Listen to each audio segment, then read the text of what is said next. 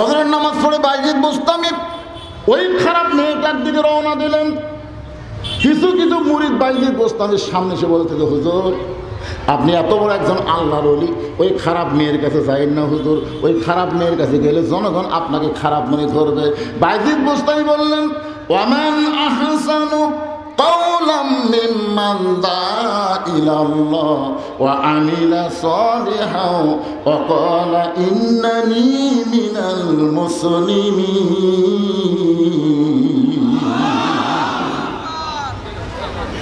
আজকে আমরা কিছু হুজুর যদি হিন্দুদের কাছে যায় তখন সাইড থেকে কয়, হুজুর আবার হিন্দুর কাছে যাচ্ছে।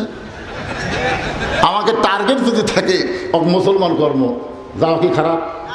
হুজুর যদি সুদারুর কাছে যায়, হুজুর আবার সুদারুর সাথে আড্ডা মারতেছে, আমার টার্গেট যদি থাকে সুদ খাওয়া বন্ধ কর্ম, যাওয়া জায়েজ আছে না? কথা কোনা জায়েজ আছে না?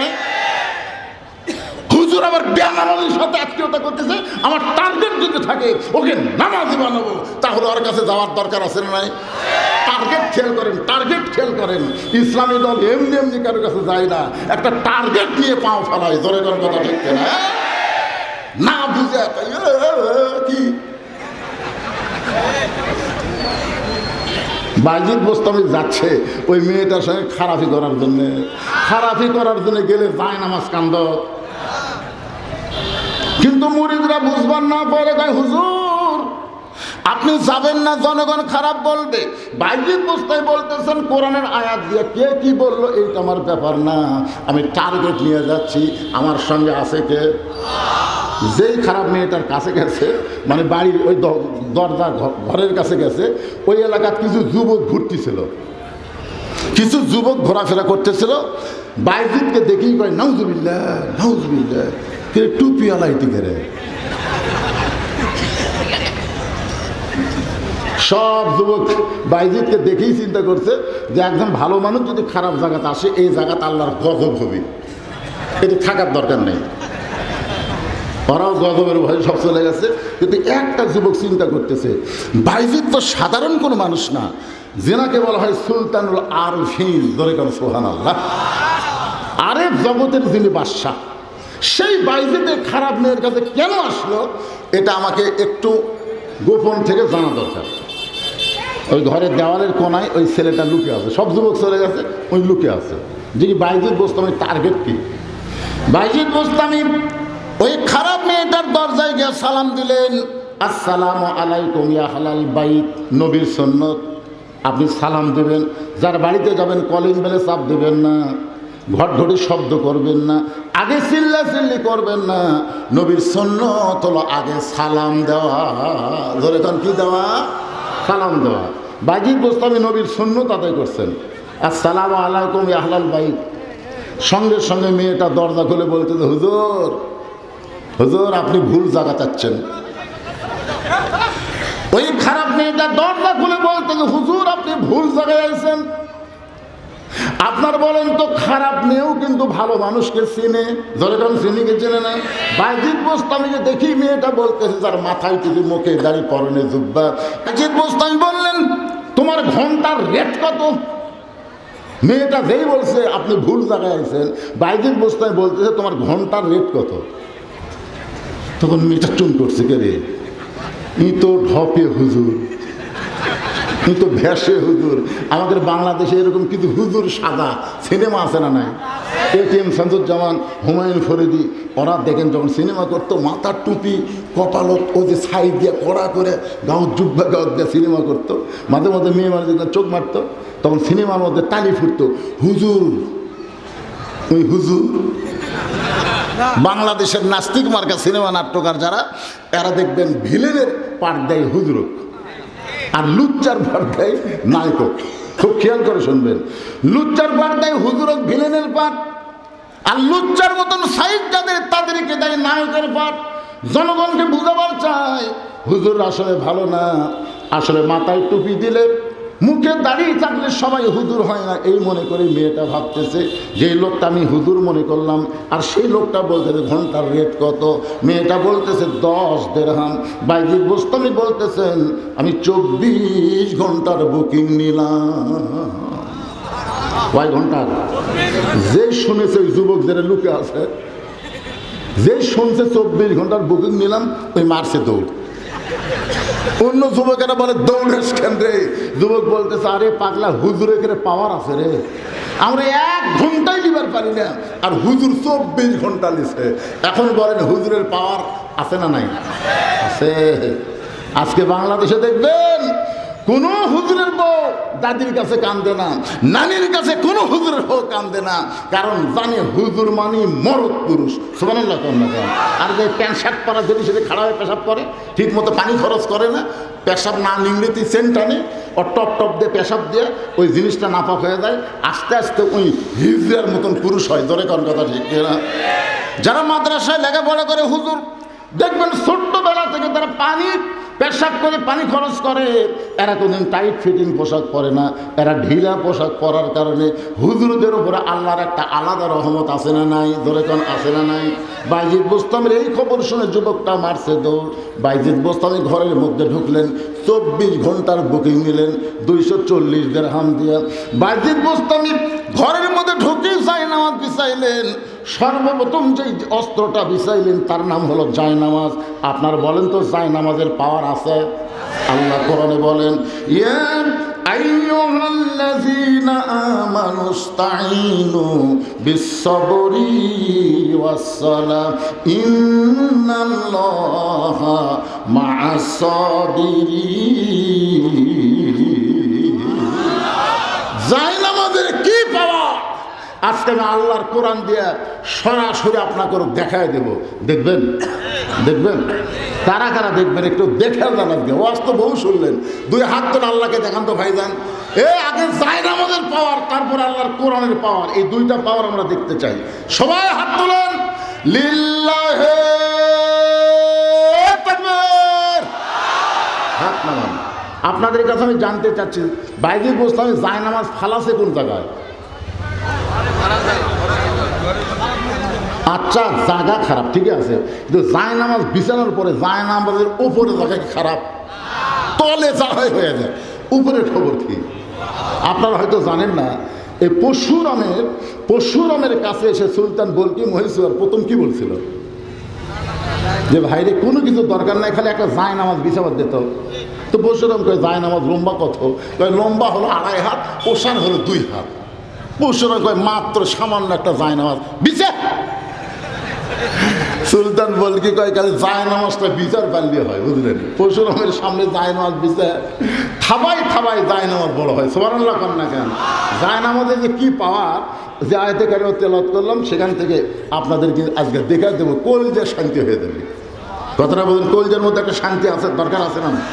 তবে এই মাহফিলের তেমন কোনো গুরুত্বপূর্ণ আদায় নাই। আমাকে বলছিল হুজুর, ওয়াজের শুরুতেই আপনি একটা মাহফিল মসজিদের জন্য একটু কালেকশন করে দিবেন।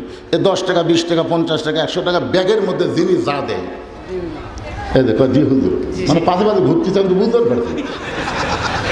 কিন্তু এরা জানে না, বদরুশীদের মাহফিলের মোনাজাতের আগ পর্যন্ত কোনো লোক ওঠার চেষ্টা করে না। ধরে কথা ঠিক কিনা?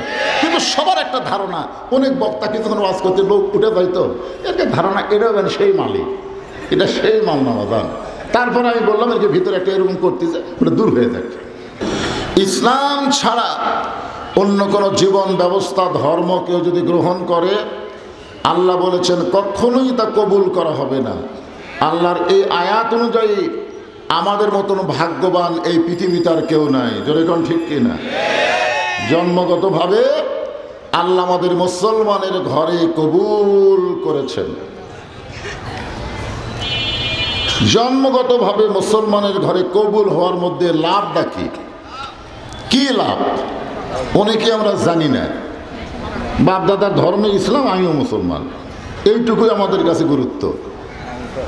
কিন্তু আসলে এর মধ্যে যে কি লাভ, আল্লাহ রাসূল মসজিদে নববীর মধ্যে বসে আছেন। আল্লাহ রাসূল এমন সময় নবীর মাদ্রাসার 1 নম্বর ছাত্র, আজকে যে মাথায় 5 জনকে পাগড়ি দেওয়া হলো, সর্বপ্রথম মাদ্রাসা তৈরি করেছিলেন আল্লাহর নবী। রাসূল বলেছেন ইন্নী বুইসতু মুআল্লিমান লিউতাম্মিমা মাকারিমাল আখলাক। আমার মাদ্রাসার যারা ছাত্র হবে তারা চরিত্রের সার্টিফিকেটে গোল্ডেন A+ পাবে। খালি সুবহানাল্লাহ কোন, কিন্তু মাদ্রাসার অবস্থা তো ভালো না। আমাদের মাসুম বাচ্চাকে আমরা মাদ্রাসায় না দিয়ে প্রাইমারিতে দিই, দেন, কিন্তু সর্বপ্রথম আপনাকে ইমানের দাবিতে মেনে নেওয়া লাগবে কোন শিক্ষার গুরুত্ব বেশি। জোরে কোন কথা ঠিক কিনা? সব শিক্ষাই তো আছে। কোরআনী শিক্ষাকে বলা হয় রুহানি শিক্ষা। রুহানি শিক্ষা, রুহু যদি না থাকে দেহের কোনো দাম নাই। জোরে কোন কথা ঠিক কিনা? যে শিক্ষার ভিতর আল্লাহর কোরআন নাই, ওই শিক্ষার 1 পয়সাও দাম নাই। আর যে শিক্ষার ভিতর আল্লাহর কোরআন থাকবে ও কিন্তু শিক্ষিত হবে, ভদ্রও হবে, নষ্ট হবে না। তো যেটা বলতেছিলাম, আর রাসূল বলেছেন যে আমাকে আল্লাহ শিক্ষক করে দুনিয়াতে প্রেরণ করেছেন। আমার মাদ্রাসায় যারা ছাত্র হবে তারা চরিত্রের সার্টিফিকেটে গোল্ডেন A+ পাবে। লিউতাম্মিমা মাকারিমাল আখলাক, আখলাক মানে চরিত্র। নবীর মাদ্রাসার 1 নম্বর ছাত্র হলেন হযরত আবু বকর সিদ্দিক। 1 নম্বর ছাত্রের নাম কি? তিনি মসজিদ নববীর দিকে রওনা দিলেন। মসজিদের দরজায় আবু বকর রাদিয়াল্লাহু ব্রেক করে তাকায় দেখেন মসজিদের ভিতরে শুধু আল্লাহর নবী বসে নাই, নবীর 2 উরাতের উপরে নবীর 2 নাতি বসে খেলা করতেছে। মানে নবীর 2 উরাতের উপরে নবীর 2 নাতি বসে কি করতেছে?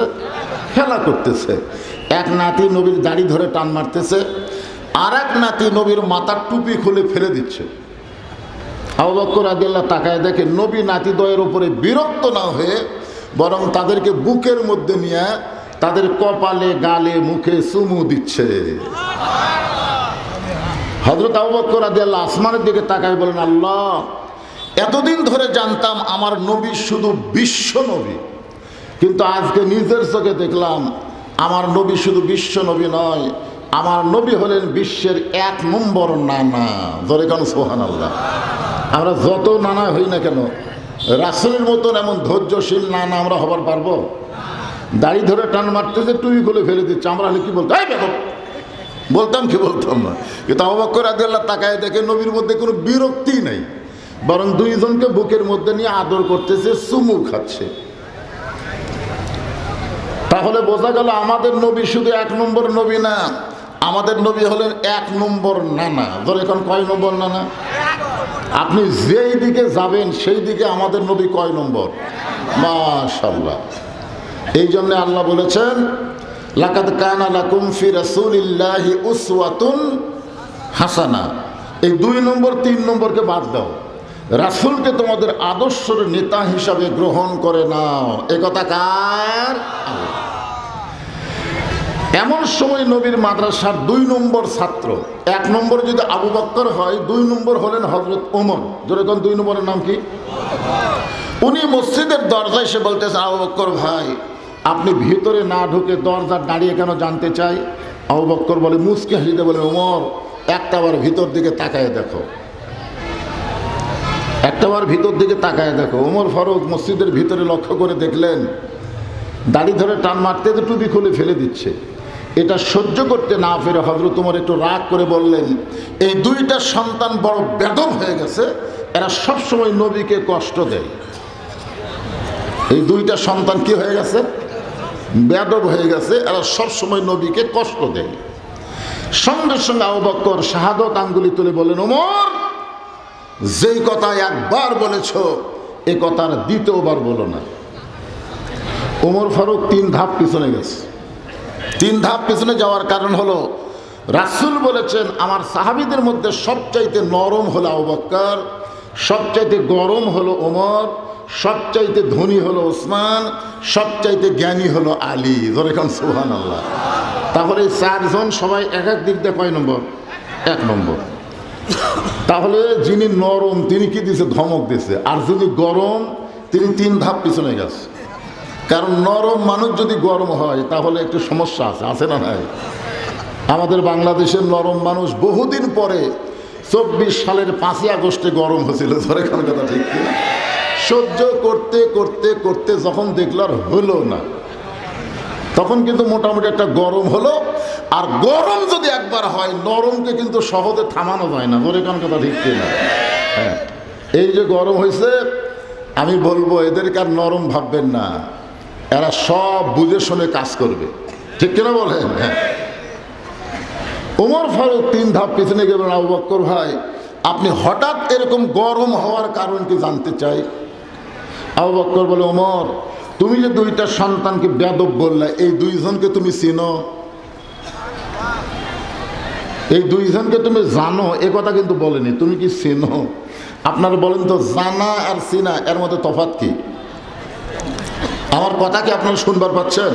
তাহলে হুহা করা লাগবে তো। জানা আর চিনা, বাংলাদেশের অনেক মুসলমান কোরআন জানে কিন্তু বাস্তবে আল্লাহর কোরআনকে চিনে না। ধরে কোন কথা ঠিক কি না?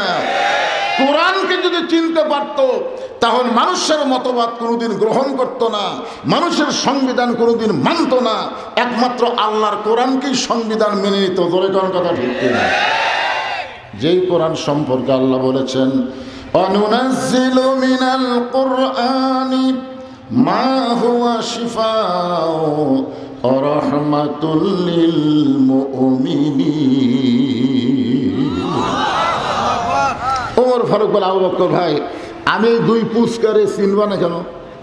ছোট ছোট তো, এই জন্যে এই 2 জন পুচকা বোঝেন না, খুব ছোট, এই 2টারে চিনবো না কেমনে?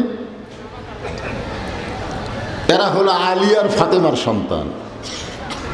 আবু বকর বলে, ওমর শুধু আলী আর ফাতেমার সন্তান বললেই হবে না, এদের আরো পরিচয় আছে।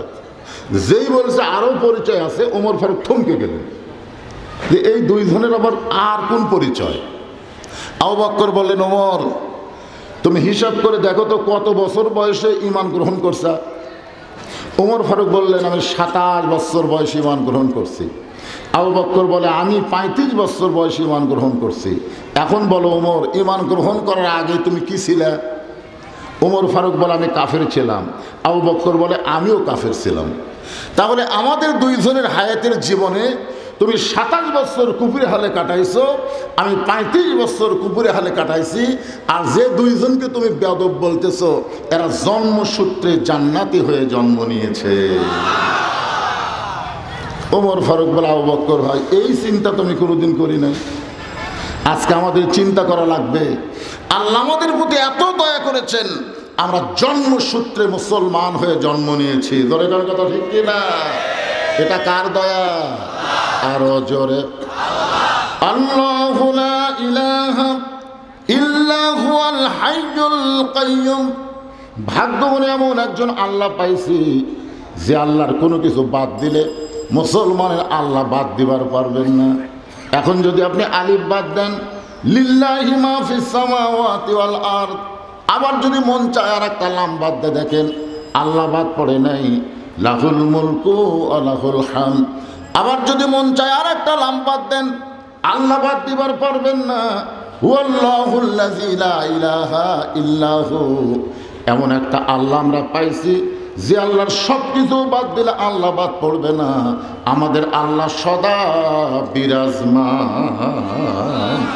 এমন আল্লাহ পাওয়া ভাগ্যের ব্যাপার। আমাদের ভাগ্য ভালো না খারাপ? মাশাআল্লাহ, আল্লাহ তো পাইছি একটা, আলহামদুলিল্লাহ। আমরা তো নবী পাইছি। কেমন নবী? কথা বলে না, কেমন নবী? আছেন আমার মুক্তার, আছেন আমার ব্যারিস্টার, শেষ বিচার। কোন বিচার? শেষ বিচার। শেষ বিচারের হাইকোর্টেতে তিনি আমায় করবেন পার, আমি পাপী তিনি জামিনদার। এই তিনি হচ্ছেন আমাদের নবী। সুবহানাল্লাহ বলেন। আল্লাহ যখন হাকিম হইয়া আমাদেরকে আসামি বানায় বিচার শুরু করবেন, ওই সময় আমাদের নবী উকিল হয়ে ব্যারিস্টার হয়ে আল্লাহর কাছে আমাদের পক্ষে ওকালতি করে আমাদেরকে সুপারিশ করে জান্নাতে পৌঁছায় দিবে। এমন একজন নবী পাওয়াতে খুশি না বেজার? তাহলে জবান করে বলি আলহামদুলিল্লাহ। এখন আসেন যে কোরআন থেকে আমরা আলোচনা শুনবো, তাফসীর শুনবো, এই কোরআন সম্পর্কে আমাদের একটা বিশ্বাস রাখতে হবে। এই কোরআনে কোনো ভুল নাই, আছে নাকি? এই কোরআনে কোনো সন্দেহ আছে? এই কোরআনে কোনো ধোঁকা আছে? এই কোরআন কি পাইকারি হারে সবাইকে হেদায়েত দিবে? দিবে না। জালিকাল কিতাবুল লা রাইবা ফীহি হুদাল লিল মুত্তাকিন। কোরআন থেকে যদি হেদায়েত নিতে চাও তাহলে মুত্তাকি হওয়া লাগবে। মুত্তাকি বান্দা বান্দি যারা আল্লাহর কোরআন থেকে হেদায়েত পাবে, তারা সবাই পাবে না ভাইজান। খালি কোরআনের ওয়াজ শুনলেই মানুষ হেদায়েত পায় না। কোরআনকে আগে জানা লাগবে, বোঝা লাগবে, গ্রহণ করা লাগবে, ঠিক কিনা বলেন? হ্যাঁ, এখন কোরআন থেকে হেদায়েত নিতে গেলে মুত্তাকি হওয়া লাগবে। সেই মুত্তাকির 1 নম্বর গুণ হচ্ছে আল্লাযীনা ইউমিনুনা বিল গায়ব। আপনারা বলেন তো, আমরা কোনোদিনকে আল্লাহ দেখছি? এতক্ষণ ধরে যে আল্লাহর কথা আমরা শুনলাম, সে আল্লাহকে আমরা দেখছি নাকি? তাহলে আপনি নামাজ পড়তে গিয়ে এরকম এটা কি করছেন? আত্মাহিত পড়ার সময় এরকম মারেন না? তো এই আঙ্গুল তুলে আপনি কি বলতেছেন? আশহাদু আল্লা ইলাহা ইল্লাল্লাহ। ফেরেশতারা কয় আল্লাহ, এই যে তোমাকে যারা আঙ্গুল তুলে সাক্ষী দেয়, এরা কি তোমাকে দেখছে? তা আল্লাহ কয় আমার তো দেখেনি। তো না দেখে এইভাবে আঙ্গুল তুলে সাক্ষী দেয়। আল্লাহ বলে ফেরেশতা তোরা সাক্ষী থাক, এরাই মুত্তাকি, এরাই জান্নাতি। ধরে কোন সুবহানাল্লাহ। এরাই মুত্তাকি, এরাই জান্নাতি। আমরা আল্লাহ দেখি নাই, অথচ সে আল্লাহর সাক্ষ্য দেয়। তোমার 2 কান্দে 2 মোহরি, লেখিতেছেন ডায়েরি, দলিল দেখে রায় দিবে, টাকা পয়সার নাই কারবার। কিরামান কাতিবিনা ইয়ালামুনা মা তাফআলুন। আপনারা বলেন তো, আমাদের 2 কান্দে 2 ফেরেশতা আছে, আমরা কি দেখছি? দেখছেন? বিশ্বাস করেন? 2 কান্দে 2 ফেরেশতা থাকার পরও আপনি চারিদিকে তাকান কেন? চারিদিকে এরকম তাকান। এখন আসরের নামাজ পড়ে জমির ধান দেখবার গেছে, ধান দেখবার যায়, দেখে উপর জমির পানি চলমল করে, নিচের জমি তার পানি নেই। ওই চারিদিকে তাকায় দেখে কেউ নেই, এরকম দেখে দেখি কেউ নেই। ওর কান্দর ফেরেশতা নাই, এ কতক্ষণ আসে না নাই? ওই খেয়াল করছে, ওই চারিদিকে তাকায় দেখে কেউ নাই, আস্তে করে বসে বিসমিল্লাহ কয়ে জমির আল কাটছে। কি কয়ে কাটছে? বিসমিল্লাহ কয়ে আল কেটে ওই পানি দিয়ে হাত ধুয়ে আবার দাঁড়ায় বলতেছে আলহামদুলিল্লাহ, কেউ দেখেনি। শোনেন, মানুষ যদি শুধু বিশ্বাস করে 2 কান্দে 2 ফেরেশতা লিখতেছে, আল্লাহ দেখতেছে, ওই মানুষের দ্বারা কোনো অন্যায় কাজ করা যাবে না। ধরে কোন ঠিক কিনা? এই জন্যে মুত্তাকি হবার গেলে অদৃশ্যের প্রতি বিশ্বাস স্থাপন করা লাগবে ভাইজান। আমরা অদৃশ্যকে বিশ্বাস করি না, খালি দেখা বিশ্বাস করি। দেখতেছে, অদৃশ্যের প্রতি বিশ্বাস কখনো হবে? আল্লাহ বলেছেন, ইয়া আইয়ুহাল্লাযীনা আমানুত্তাকুল্লাহা হাক্কা তুকাতিহি ওয়া লা তামুতুন্না ইল্লা ওয়া আনতুম মুসলিমুন। এখানে মুত্তাকির একটু ব্যাখ্যা দেওয়া হয়েছে। যারা আমাকে বিশ্বাস স্থাপন করেছো, আল্লাহ বলতেছেন তোমাদের মুত্তাকির 1 নম্বর পয়েন্ট হচ্ছে ভয় করতে হবে কার?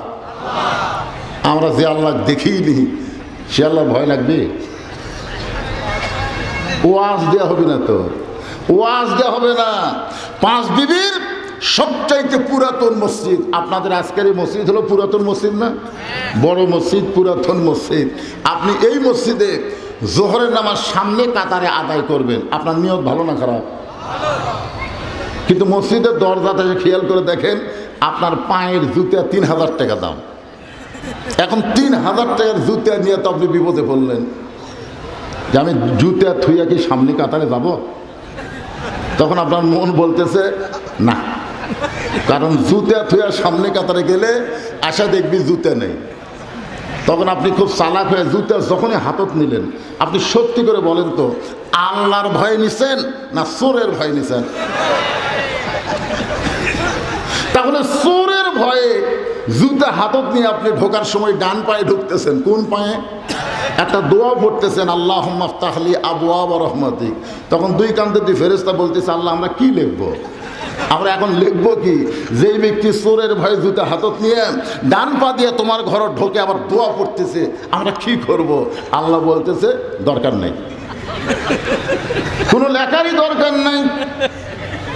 যার কলিজায় আল্লাহর ভয় চোরের ভয় একই সঙ্গে যদি রয়, তার কোনোদিন নামাজ কবুল হয় না।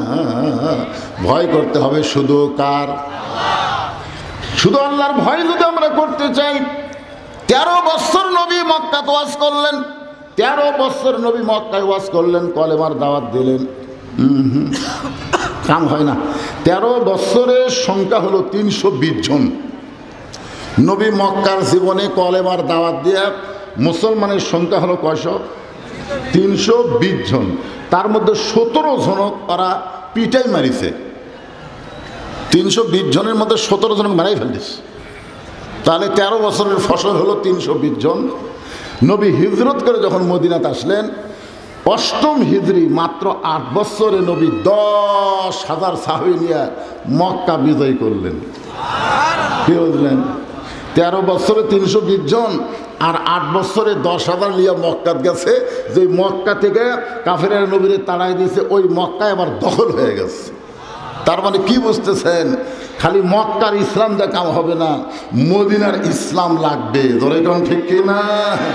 আজকে আমাদের বাংলাদেশে মক্কার ইসলামের বক্তা ওয়াজ করলে কেউ ব্যবহার হয় না, ভালো ওয়াজ করতেছে, পিটন খাওয়ার ওয়াজ। ধরে কোন কি খাওয়ার ওয়াজ? খালি পিটন খাওয়ার ওয়াজ করেন। ওরে বাবা, সবাই খুশি। একটা 1 নম্বর বক্তা বাড়ি কান্দে থেকে গেল। মুসলমান, শুধু কান্দার জন্য আল্লাহ তোমারে পাঠায় নাই। দেওয়ার কথা আছে না? 27টা যুদ্ধে আমাদের নবী সেনাপতি ছিলেন। 27টা যুদ্ধের সেনাপতি হচ্ছেন আমাদের নবী। বদরের যুদ্ধে নবী ঘরের মধ্যে ঢুকলেন। ঘর থেকে যখন বাহির হলেন, সমস্ত সাহাবীরা তাকায় দেখে নবীর মাথার টুপি নাই। টুপি খুলে নবী ওই টুপির জায়গায় হেলমেট পরলেন। টুপির জায়গায় কি পরলেন? হেলমেট পরলেন। হাব্বা জুব্বা, যে হাব্বা জুব্বা পরে আমরা ইমামতি করি, নবী জুব্বা হাব্বা খুললেন। খোলার পরে সৈনিকের পোশাক পরলেন। কোমরে একটা পেটি দিয়েছে, কিন্তু পেটিটা টাইট হচ্ছে না। আলীকে ডাকতে বললেন, আমার কোমরের পেটি একটু টাইট করে দাও। তো মাথা টাইট না হলে যুদ্ধ করে আরাম পাওয়া যাবে? তো হযরত আলী যখন বেল্টটা টাইট করতেছে, আবু বকর বলে, রাসূলুল্লাহ, আপনি আল্লাহর নবী। আল্লাহ নবী বলে, আবু বকর, আমি আল্লাহর নবী, এটাও যেমন ঠিক, আজকে বাতিলের বিরুদ্ধে হকের পক্ষে আমি হলাম আল্লাহর সেনাপতি। বাতিলের বিরুদ্ধে হকের পক্ষে নবী যদি সেনাপতি হয়, আর নবীর উম্মতেরা খালি মিষ্টি খায়া কি মেসওয়াক করে টুপি মাথা দিয়ে জুব্বা পরে নবীর উম্মত হয়ে জান্নাতে যাবেন, এত সহজ না। বাতিলের বিরুদ্ধে লড়াই করার মন মানসিকতা তৈরি করার দরকার আছে না নাই? দরকার আছে না নাই? কারা কারা রাজি? 2 হাত তুলে আমার আল্লাহকে দেখান। লিল্লাহে তাকবীর। এখন আসেন, আপনাদের 5 বিবির বহু সাইটে আমি ওয়াজ করছি, কিন্তু ভিতরে আজকে প্রথম ঢুকছি। কি কন? 5 বিবির সাইটে বহু ওয়াজ করিনি? হ্যাঁ, সব জায়গাতে করছি, কিন্তু এই ভিতরে আমার চান্স হয়নি। আজকে যখন হয়ে গেছে, আজকে কোরআনের 114 সূরার মধ্যে একটা সূরার নাম হলো সূরায়ে মুলক। জোরে বলেন, নাম কি? এই সূরা মুলকের উপরে মাত্র 2টা আয়াত আপনাদের সামনে আজকে আলোচনা হবে। আল্লাহ বলতেছেন, তাবারাকাল্লাযী বিয়াদিহিল মুলকু ওয়া হুয়া আলা কুল্লি শাইইন কাদির। গোটা পৃথিবীর রাজত্ব, কর্তৃত্ব, মালিকানা কার হাতে? এটা কি আমার কথা না আল্লাহর কথা? ওয়া হুয়া আলা কুল্লি শাইইন কাদির। প্রত্যেকটা বিষয়ের উপরে একমাত্র ক্ষমতা কার? কিন্তু শাস্ত্রে গল্প হচ্ছে, শাস্ত্রে আমি একটু দূরের থেকে শুনতেছি যে কি গল্প করে। তোরা 4-5 জন গল্প করতেছে, এতদিন আওয়ামী লীগ ক্ষমতা ছিল, আগামীতে বিএনপি ক্ষমতা আসতেছে। না, আপনি কোরআনে কি বলতেছেন? ওহু আলা কুল্লি শাইইন কাদির। প্রত্যেকটা বিষয়ের উপর একমাত্র ক্ষমতা কার? কিন্তু শাস্ত্রে গল্প কি হচ্ছে, এতদিন আওয়ামী লীগ ক্ষমতা ছিল, এখন বিএনপি ক্ষমতা আসতেছে। আপনারা বলেন তো, এই কথা বলা তাওহীদ না শিরক? তাওহীদ না শিরক? কারণ ক্ষমতার মালিককে। তাহলে আওয়ামী লীগ ক্ষমতায় ছিল না, বিএনপিও ক্ষমতায় আসবে না। আল্লাহ যাকে ইচ্ছা তাকে ক্ষমতা দিয়ে পরীক্ষা করবে। ধরে হাসিনা দিয়েছিল, আল্লাহ কিছুই কয়নি। আমরা অনেক আলেমেরা বাড়ি ঘর ছাড়া আলুর বাগুড়ের মধ্যে লুকে থাকছি। মাঝে মধ্যে আমরাই আল্লাহ বলে, আল্লাহ তোমার কি চোখত পড়ে না? ভালো মানুষগুলো সব জেলখানা যায়, খারাপ মানুষগুলো জামিন পায়, তুমি কি করো? তুমি করো কি? তখন ব্যাপারটা হলো আমরা একটা কথা বলি, আল্লাহ ধরে না ধরলে কিন্তু ছাড়ে না। ধরে কোন কথা ঠিক কিনা? 24 সালের 5ই আগস্ট এমন ধরা ধরিছে ভাই, তখন জনগণ বুঝবার পারছে ক্ষমতা হাসিনার হাতে না, ক্ষমতা কার হাতে। আরো জোরে কিসের সাউন্ড হয় না? মাইকের সাউন্ড হয় না? মহিলা প্যান্ডেলের সাউন্ড হচ্ছে না। তো মহিলার মধ্যে সাউন্ড যদি না হয়, এখানে এসে ফেস ফেস করে সভাপতি কয়ে কাম হবে? এর তো কোয়া লাগবে কে রে? কোথায় গেল? ওরা গেল কোন? আপনারা কি শুনবার পাচ্ছেন? আসলে খালি পুরুষ ভালো হলে হবে না তো, মেয়েদেরকে ভালো হওয়া লাগবে। মেয়েরাই হলে হেড অফিস। মেয়েরা কি হেড অফিস? ছোট্ট একটা কথা বলি, এটা কোরআনেও নাই, হাদিসে নাই, তবে এটা খুবই দামি কথা। আল্লাহর একজন মস্ত বড় অলি ছিলেন, নাম হলো বাইজিদ বোস্তামি। নাম শুনছেন? বাইজিদ বোস্তামি একদিন দরবারে এসে দেখে তার মুরিদেরা জিকির করতেছে নাউজুবিল্লাহ নাউজুবিল্লাহ নাউজুবিল্লাহ। তা আল্লাহর ওলি বাইজিদ বলে, এটা কোন জিকির? সুবহানাল্লাহ আলহামদুলিল্লাহ আল্লাহু আকবার, এই জিকির বাদ দিয়ে নাউজুবিল্লাহ কেন? মুরিদরা বলে, হুজুর আপনি শুনলেও নাউজুবিল্লাহ জিকির করবেন। বাইজিদ বলে, কি হয়েছে? বলে, বাগদাদ শহরের উত্তর এলাকায় একটা সুন্দরী মেয়ে, 16-17 বছর একটা সুন্দরী মেয়ে একটা ঘর ভাড়া নিয়ে দেহ ব্যবসা শুরু করছে।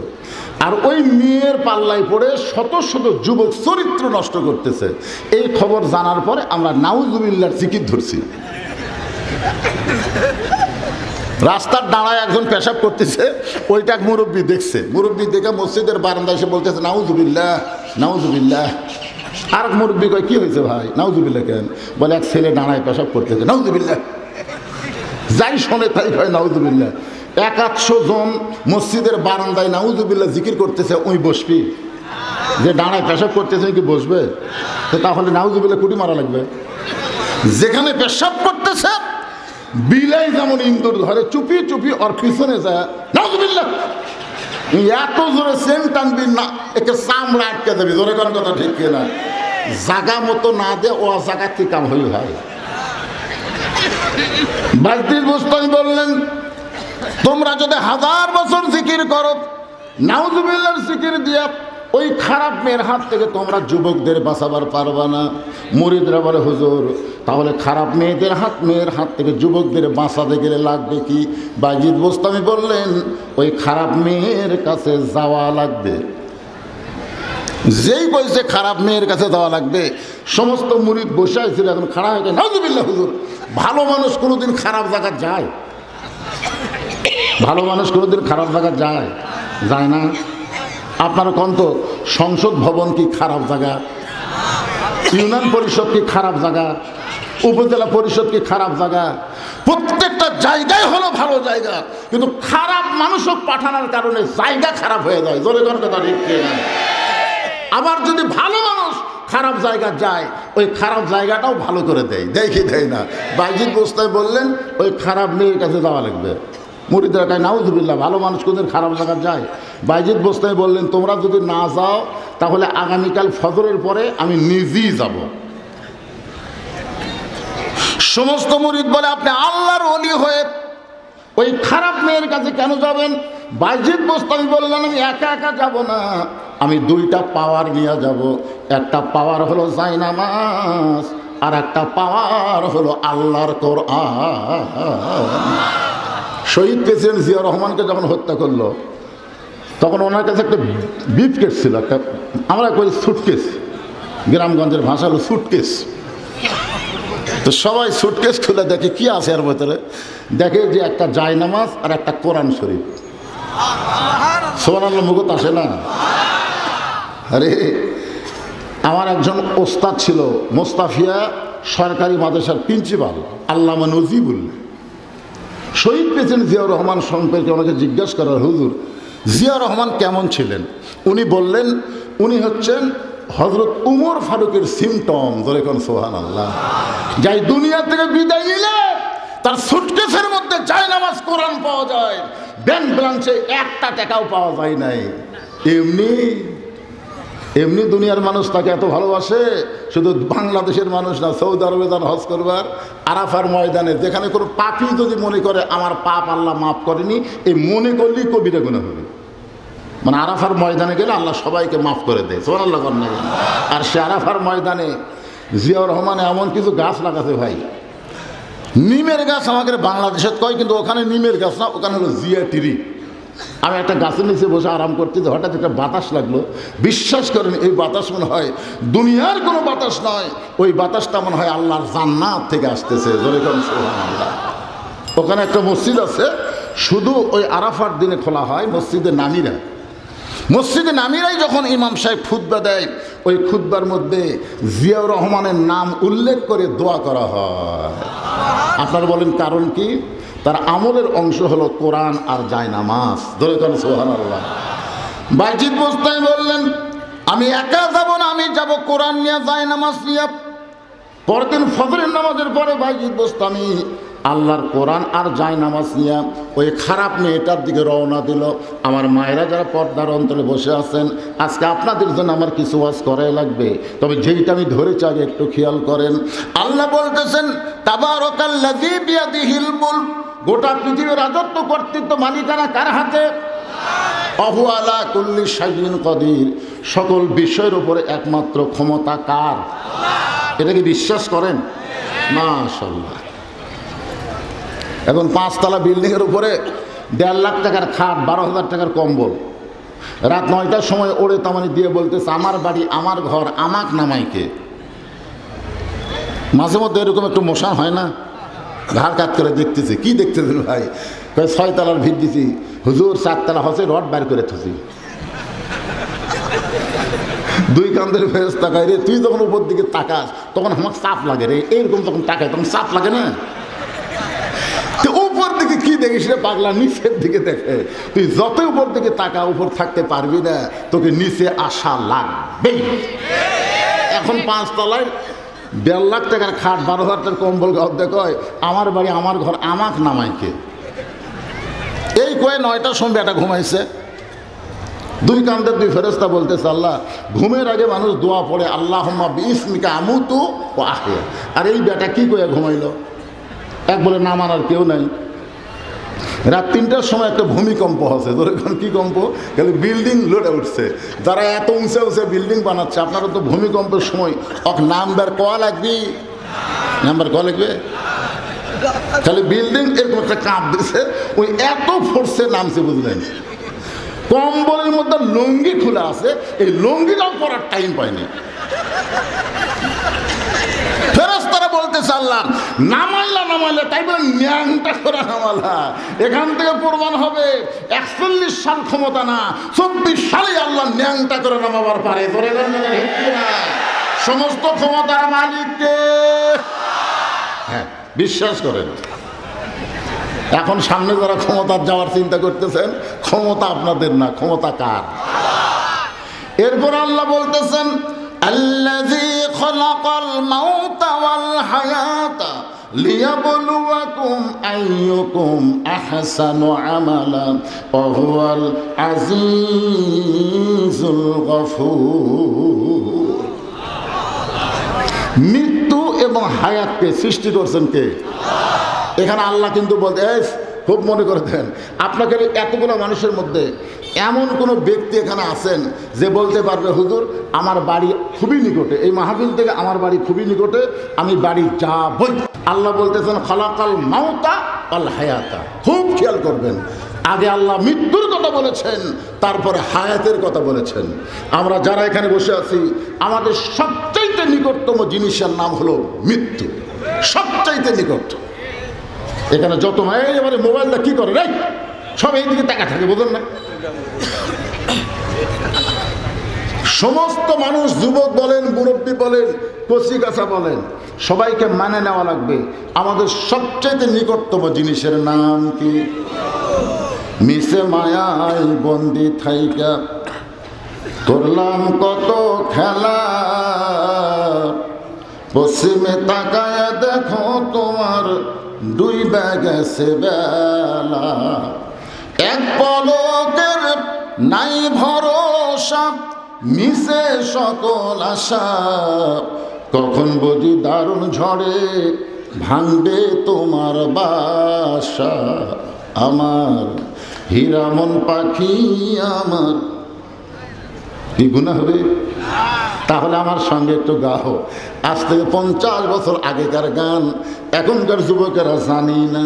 আমার হীরামন পাখি, আমার প্রাণ পাখি, তোরে কোথায় রাখি পাখি রে, সবই মিশে আর ফাঁকি। কোন বনের পাখি তুমি, আইলা রে কোন বনে, আবার কোন বনেতে যাইতে হবে পড়ছে নাকি মনে। কোন বনের পাখি তুমি, আইলা রে কোন বনে, আবার কোন বনেতে যাইতে হবে পড়ছে নাকি মনে। কোথায় তুমি ছিলে, কোথায় তুমি আসলে, আবার কোথায় তুমি যাবে, একটাবার মনে করো এই দুনিয়া তোমার না, এখানে আসলে যাইতে হবে। খালি যাওয়ার চিন্তা যদি করে, বক্তা বাস করে দেয় বাড়ির টাকা গুনতেছে, টাকা গুনতেছে। বউকে বলতেছে জানিস আজকে রাতে আমার কামাই কত? বউ চোখের পানি বের করে কাঁদতেছে। বক্তা বলে কান্দিস কেন? বলে কান্দার কারণ হলো আজকে আপনার দিন যে চলে গেল তার দাম কত? যেই দিন আপনার হায়াত থেকে শেষ হয়ে গেল সেই দিনের দাম কত? বক্তা টেকে ফেলে দিয়ে কান্দিস কেন? কান্দিস কেন? যেদিন তোমার কাছে আজরাইল আসবে সেই দিন প্রত্যেক দিনের মূল্য তুমি, তোমার সব কিছু সম্পদ দিবার চাবে, তারপরেও তোমাকে একটা মিনিটও সময় দেওয়া হবে না। জোরে কোন কথা, ঠিক কথা বল। আজকে যেই মাগরিব চলে গেছে, যে রাত চলে গেছে, সামনে ফজর আসতেছে। ছোটবেলা একটা গান শুনতাম, সবাই বলে বয়স বাড়ে, আমি বলি কমে রে। বাড়তেছে না কমতেছে? এই জন্য আল্লাহ বললেন আল্লাযী খালাকাল মাউতা ওয়াল হায়াতা লিয়াবলুয়াকুম আইয়ুকুম আহসানু আমালা ওয়া হুয়াল আজিজুল গফুর। মৃত্যু এবং হায়াতকে সৃষ্টি করছেন আল্লাহ। কি কারণে? আল্লাহ বলতেছেন লিয়াবলুয়াকুম, তোমাদেরকে পরীক্ষা করা হবে। আইয়ুকুম আহসানু আমালা, পরীক্ষার সাবজেক্টটা হলো সুন্দর আমল। যে বিষয় আমাদের পরীক্ষা করা হবে এই বিষয়ের নাম হলো সুন্দর আমল। ধরে কোন কি আমল? আপনার বলেন তো বর্তমানে সবচেয়ে সুন্দর আমলের নাম কি? বুঝবার পারতেছে না। একজন কয় সালাত,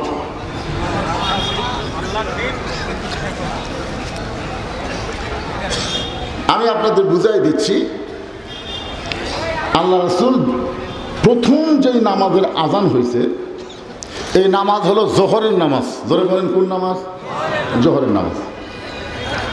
নবী আমার আসরের নামাজের ইমামতি করে সাহাবীর দিকে মুখ ঘুরালেন। 2 ওয়াক্ত নামাজের সালাম ফিরায় নবী সাহাবীর দিকে মুখ ঘুরায়। কোন দিকে মুখ ঘুরায়? সাহাবীর দিকে মুখ ঘুরায়। মুখ ঘুরানোর পরে আল্লাহ রাসূল বললেন, সাহাবীরা তোমরা কি জানো নামাজের ভিতরে আল্লাহ তাআলা একটা আয়াত আমার উপর নাজিল করছে? যে সাহাবীরা বললে হুজুর আমরা কেমনে জানবো? আপনি না বললে তো আমরা জানি না। রাসূল বললেন যে আয়াত আল্লাহ আমার উপর নাজিল করছে এই আয়াত কি তোমরা শুনবা? সাহাবীরা বললেন হুজুর কি কন, আপনার উপর আল্লাহ আয়াত নাজিল করছে আমরা শুনবো না? রাসূল বললেন সামিনা ওয়া তাআনা, খালি শুনলে হবে না, এটা ধরা লাগবে। আমি তো কোরআনের আয়াতগুলো তেলাওয়াত করে আপনাদের সামনে ওয়াজ করতেছি, এটা খালি শোনার জন্যে না মানার জন্যে? সামিনা ওয়া তাআনা, শুনতে হবে তারপর এটা গ্রহণ করা লাগবে।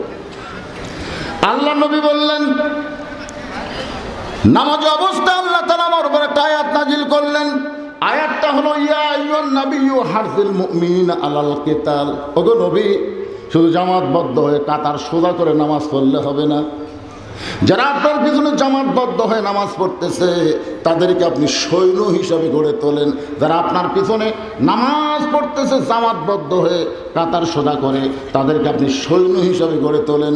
যে কোনো সময় মক্কার কাফেরেরা মদিনা আক্রমণ করতে পারে, আর মদিনা যখন আক্রমণ করবে তখন দোয়া দিয়া দরুদ দিয়া আপনি মদিনা রক্ষা করতে পারবেন না। ওই কাফের বেঈমানদের বিরুদ্ধে অস্ত্র ধরা লাগবে। সবাই জোরে বললেন না, তার মানে বিশ্বাস হচ্ছে না? এই আয়াত যখন নবী সাহাবীদের সামনে বললেন, মাথার পাগড়ি পরা, মুখোশধারী, পরনের জুব্বা, নবীর পিছনেই নামাজ পড়ছে। আল্লাহ নবীর কাছে গিয়ে বললেন, ইয়া রাসূলুল্লাহ, এটা না গন্ডগোলের আয়াত। মাথাত কি আছে? পাগড়ি রে, খালি টুপি না, পাগড়ি পাগড়ি। মুখত কি? দাড়ি, পরনের জুব্বা। নবীর পিছনে দীর্ঘদিন হলে নামাজ পড়তেছে। এই লোকটা যায় নবীর কাছে বলতেছে, ইয়া রাসূলুল্লাহ, এটা না গন্ডগোলের আয়াত। আচ্ছা, কোরআনের কোন আয়াত কি গন্ডগোলের আয়াত? তো তাহলে এই যে বললো নবীকে, হুজুর এটা না গন্ডগোলের আয়াত।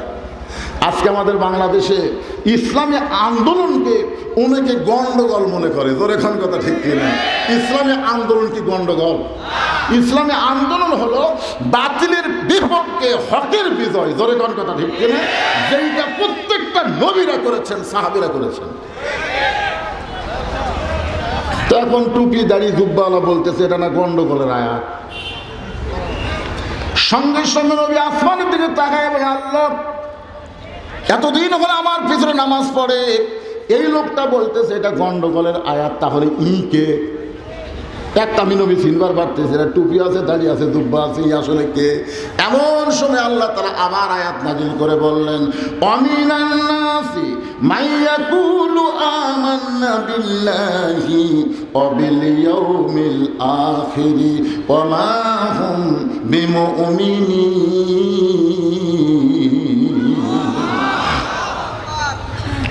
আল্লাহ বিশ্বাস করবে, আখিরাত বিশ্বাস করবে, এরপরও আল্লাহ বলেছে এরা মুমিন না, এরা হলো মুনাফিক। জোরে বলেন, আরো জোরে। বাতিলের বিরুদ্ধে একটা কথাও যারা বলবে না, এরা মুসলমান নামের হলো মুনাফিক। জোরে কোন কথা ঠিক কিনা? এই কথা আমার না, কথা কার? আরো জোরে বলে। আল্লাহ বলতেছেন তোমাদেরকে পরীক্ষা করা হবে সুন্দর আমল, আর আপনারা কোন নামাজ। নামাজ, এই সুন্দর আমলটা কি একটু পরে আমি আসতেছি। ফজরের নামাজ পড়ে বাইজিদ বোস্তামি ডান কান্দে যায় নামাজ, মনে আছে না ভুলে গেছেন? বুকের মধ্যে আল্লাহর কোরআন নিয়ে ওই খারাপ মেয়েটার দিকে রওনা দিয়েছে। কে বাবা, মুরব্বীরা কি হলো রে? এই কি হচ্ছে? জায়গা পাচ্ছে না।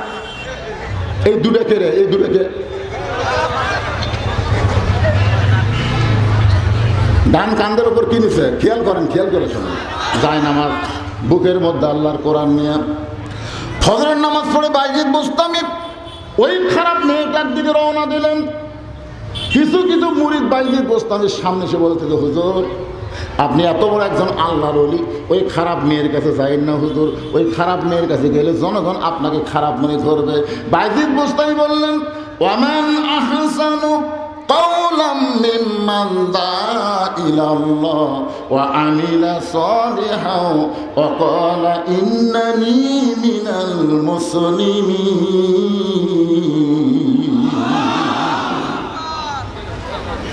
আজকে আমরা কিছু হুজুর যদি হিন্দুদের কাছে যাই, তখন সাইড থেকে কয়, হুজুর আবার হিন্দুর কাছে যাচ্ছে। আমাকে টার্গেট যদি থাকে মুসলমান কর্ম, যাও কি খারাপ? হুজুর যদি সুদারুর কাছে যায়, হুজুর আবার সুদারুর সাথে আড্ডা মারতেছে, আমার টার্গেট যদি থাকে সুদ খাওয়া বন্ধ কর্ম, যাওয়া যায় আছে না? কথা কোন যায় আছে না? হুজুর আবার বেনামাজির সাথে আত্মীয়তা করতেছে, আমার টার্গেট যদি থাকে ওকে নামাজি বানাবো, তাহলে ওর কাছে যাওয়ার দরকার আছে না? নাই? টার্গেট খেয়াল করেন, টার্গেট খেয়াল করেন। ইসলামী দল এমনি এমনি কারোর কাছে যায় না, একটা টার্গেট নিয়ে পাও ফেলায়। জোরে করে কথা ঠিক না? না বুঝে কি বাইজিদ বোস্তামি যাচ্ছে ওই মেয়েটার সঙ্গে খারাপি করার জন্য। খারাপি করার জন্য গেলে যায় নামাজ কান্দ। কিন্তু মুরিদরা বুঝবার না পারে, হুজুর আপনি যাবেন না, জনগণ খারাপ বলবে। বাইজিদ বুস্তামি বলতেছেন কোরআনের আয়াত দিয়ে কে কি বললো এইটা আমার ব্যাপার না, আমি টার্গেট নিয়ে যাচ্ছি, আমার সঙ্গে আছে কে? যেই খারাপ মেয়েটার কাছে গেছে, মানে বাড়ির ওই দরজা ঘরের কাছে গেছে, ওই এলাকার কিছু যুবক ঘুরতেছিল, কিছু যুবক ঘোরাফেরা করতেছিল। বাইজিদকে দেখেই কয় নাউজুবিল্লাহ নাউজুবিল্লাহ, কে টুপি আলাইতে করে। সব যুবক বাইজিদকে দেখেই চিন্তা করছে যে একজন ভালো মানুষ যদি খারাপ জায়গাতে আসে, এই জায়গাতে আল্লাহর গজব হবে, এটি থাকার দরকার নেই। ওরাও গজবের ভয়ে সব চলে গেছে। কিন্তু একটা যুবক চিন্তা করতেছে, বাইজিদ তো সাধারণ কোনো মানুষ না, যেনাকে বলা হয় সুলতানুল আরফিন, ধরে কেন সুবহানাল্লাহ, আরেফ জগতের যিনি বাদশাহ, সেই বাইজিদের খারাপ মেয়ের কাছে কেন আসলো, এটা আমাকে একটু গোপন থেকে জানা দরকার। ওই ঘরের দেওয়ালের কোনায় ওই ছেলেটা লুকে আছে, সব যুবক চলে গেছে, ওই লুকে আছে। যিনি বাইজিদ বুস্তামির টার্গেট কি? বাইজিদ বুস্তামি ওই খারাপ মেয়েটার দরজায় গিয়ে সালাম দিলেন, আসসালামু আলাইকুম ইয়া আহলাল বাইত, নবীর সুন্নত। আপনি সালাম দেবেন, যার বাড়িতে যাবেন কলিং বেলে চাপ দেবেন না, ঘটঘটি শব্দ করবেন না, আগে চিল্লাচিল্লি করবেন না। নবীর সুন্নত হলো আগে সালাম দেওয়া। ধরে তখন কি দেওয়া? সালাম দেওয়া। বাইজিদ বুস্তামি নবীর সুন্নত আদায় করছেন, আসসালামু আলাইকুম ইয়া আহলাল বাইত। সঙ্গে সঙ্গে মেয়েটা দরজা খুলে বলতে, হুজুর হুজুর আপনি ভুল জায়গা চাচ্ছেন। ওই খারাপ মেয়েটা দরজা খুলে বলতে, হুজুর আপনি ভুল জায়গায় আছেন। আপনার বলেন তো খারাপ মেয়েও কিন্তু ভালো মানুষকে চিনে, যেরকম চিনিকে চেনে না। বাইজিদ বুস্তামিকে দেখি মেয়েটা বলতেছে, যার মাথায় টুপি, মুখে দাড়ি, পরনে জুব্বা, এই মানুষটা যখন একটা পতিতার ঘরের দরজায় আসে, তাহলে যার কারণে বলতে যে হুজুর আপনি ভুল জায়গায় আইছেন, আপনি ভুল করেছেন। বাইজিদ বুস্তামি বললেন, তোমার ঘন্টার রেট কত? মেয়েটা যেই বলছে আপনি ভুল জায়গায় আছেন, বাইজিদ বুস্তামি বলতেছে তোমার ঘন্টার রেট কত? তখন মেয়েটা চুন করছে, কে রে, ই তো ঢপে হুজুর, ই তো ভেসে হুজুর। আমাদের বাংলাদেশে এরকম কিছু হুজুর সাদা সিনেমা আছে না নাই? এটিএম শামসুজ্জামান, হুমায়ুন ফরিদি, ওরা দেখেন যখন সিনেমা করতো, মাথার টুপি, কপালত ও যে সাইড দিয়ে কড়া করে গাঁও জুব্বা গাঁও দিয়ে সিনেমা করতো, মাঝে মাঝে মেয়ে মানুষ যখন চোখ মারতো, তখন সিনেমার মধ্যে তালি ফুটতো, হুজুর ওই হুজুর।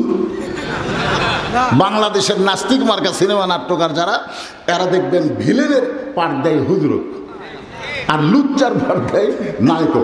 খুব খেয়াল করে শুনবেন, লুচ্চার পাঠ দেয় হুজুর, ভিলেনের পাঠ, আর লুচ্চার মতন সাইড যাদের, তাদেরকে দেয় নায়কের পাঠ। জনগণকে বুঝাবার চায় হুজুর আসলে ভালো না, আসলে মাথায় টুপি দিলে, মুখে দাঁড়িয়ে থাকলে সবাই হুজুর হয় না, এই মনে করে মেয়েটা ভাবতেছে যে লোকটা আমি হুজুর মনে করলাম, আর সেই লোকটা বলতেছে ঘন্টার রেট কত? মেয়েটা বলতেছে 10 দিরহাম। বাইজিদ বুস্তামি বলতেছেন আমি 24 ঘন্টার বুকিং নিলাম। কয় ঘন্টার? যে শুনেছে ওই যুবক যারা লুকে আছে, যে শুনছে 24 ঘন্টার বুকিং নিলাম, ওই মারছে দৌড়। অন্য যুবকেরা বলে দৌড়েস কেন রে? যুবক বলতেছে আরে পাগলা, হুজুরে করে পাওয়ার আছে রে, আমরা 1 ঘন্টায় নিবার পারি না, আর হুজুর 24 ঘন্টা নিছে। এখন বলেন হুজুরের পাওয়ার আছে না নাই? আছে।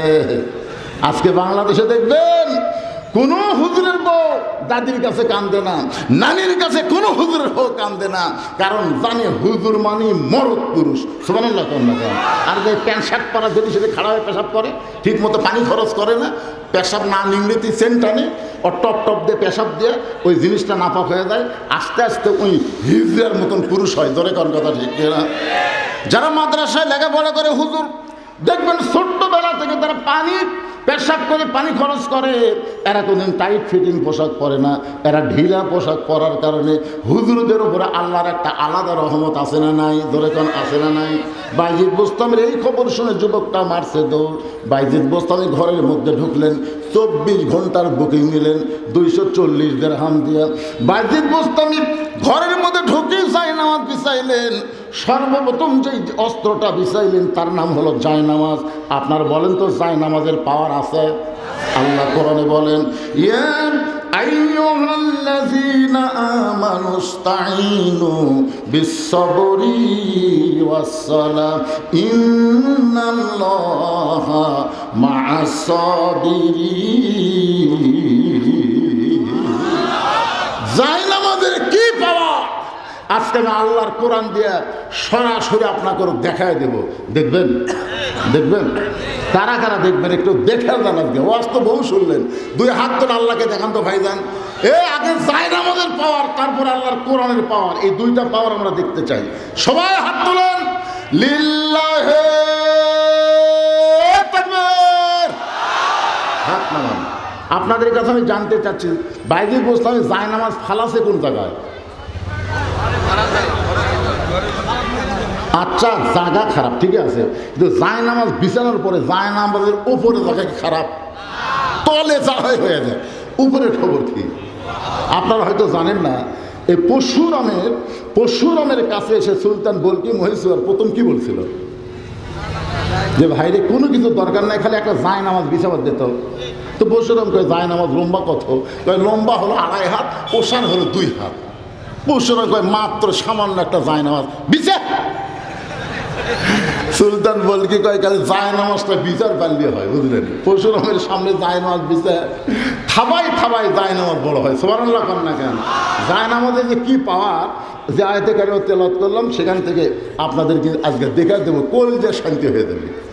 কথাটা বলুন, কলজার মধ্যে একটা শান্তি আছে, দরকার আছে না? তবে এই মাহফিলের তেমন কোনো গুরুত্বপূর্ণ আদায় নাই। আমাকে বলছিল হুজুর, ওয়াজের শুরুতেই আপনি একটা মাহফিল মসজিদের জন্য একটু কালেকশন করে দিবেন। 10 টাকা, 20 টাকা, 50 টাকা, 100 টাকা ব্যাগের মধ্যে জিনিস যা দেয়। এই দেখো, জি হুজুর, মানে পাশে পাশে ঘুরতেছে, আমি তো বুঝতে পারছি।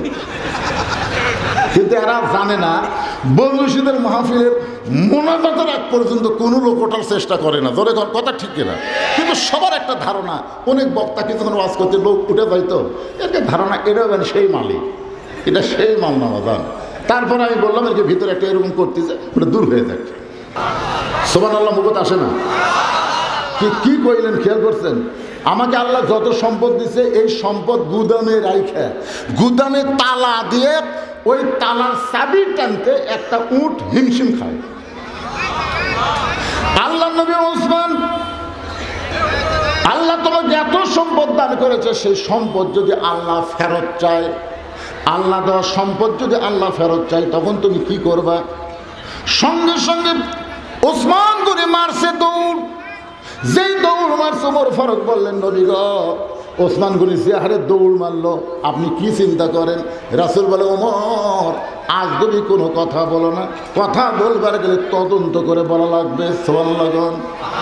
কিছুক্ষণ পরে সমস্ত সাহাবী নবী সহ দেখতেছে ওসমান গনির যে উটটা চাবি টানে, ওই উটটা রশি ধরে ওসমান গনি নবীর কাছে নিয়ে আসছে। এসে বলতেছে, ইয়া রাসূলুল্লাহ, যতগুলো গুদামে মাল আছে, ওই গুদাম সহ গুদামে তালা দেওয়া হয়েছে, ওই তালা সহ এই চাবি বহনকারী উটটাও পর্যন্ত আমার আল্লাহকে আমি দিয়া দিলাম। রাসূল বলে, ওসমান, সবই যদি আল্লাহ দিলা, তোমার জন্য তুমি কি রাখলা? ওসমান চোখের পানি বের করে বলে, নবী গো, একজন মুসলমানের জন্য আল্লাহ নবী যথেষ্ট। আমরা অনেক কিছুই মনে করি, আল্লাহ লাগে, হিল্লাও লাগে, আল্লাহ লাগে, হিল্লাও লাগে। আল্লাহ লাগবে কিন্তু হিল্লা লাগবে না। দেওয়ার মালিক হচ্ছে আমার আল্লাহ। জোরে কোন কথা ঠিক কিনা? আল্লাহ কোরআনে বলেছেন, ওমা তুনফিকু মিন শাইইন ফি সাবিলিল্লাহি ওয়াফা ইলাইকুম ওয়া আনতুম লা তুজলামুন। দেওয়ার মালিককে একটু মনোযোগ দিয়ে শুনবেন। বাইজিদ বোস্তামি ওই খারাপ মেয়েটার ঘরে জায়নামাজ বিছায়া 4 রাকাত নামাজের নিয়ত করলেন। আল্লাহ কোরআন শরীফের মধ্যে বলেছেন, আস্তাঈনু বিস-সাবরি ওয়াস-সালাহ। যদি আমি আল্লাহর কাছে কিছু পাবার চাও, তাহলে ধৈর্য আর নামাজের মাধ্যমে চাও। শুধু চাইলে আল্লাহ দেবে না, ধৈর্য আর নামাজের মাধ্যমে চাইতে হবে। হুকুম কার? ইয়া আইয়ুহাল্লাযীনা আমানু ইসতাঈনু বিস-সাবরি ওয়াস-সালাহ। আপনারা বলেন তো, এই যে ধৈর্য আর নামাজ আল্লাহ একসাথে কেন বললেন? একসাথে বলার কারণ হলো, আমরা সব জায়গায় ধৈর্য আছে, খালি নামাজের মধ্যে আমাদের ধৈর্য নেই। আছে? নামাজের মধ্যে ধৈর্য আছে? আপনারা এই 5 বিঘি কেন্দ্রীয় মসজিদে আজান তো দেয়, আজান দেওয়ার সাথে সাথে তো আর আসেন না। হঠাৎ একদিন আপনি ভুল করে, আপনি আকামত দেওয়ার আগে কোনো দিনও আসেন না, কিন্তু হঠাৎ একদিন ভুল করে 5 মিনিট আগে আসছেন, ভুল করে, ইচ্ছা করে না। মসজিদে ঢোকার পর থেকেই আপনার ঘড়ি দেখা শুরু হয়ে গেছে। ঢোকার পর থেকেই একবার মসজিদের দেওয়াল ঘড়ি, একবার হাত ঘড়ি।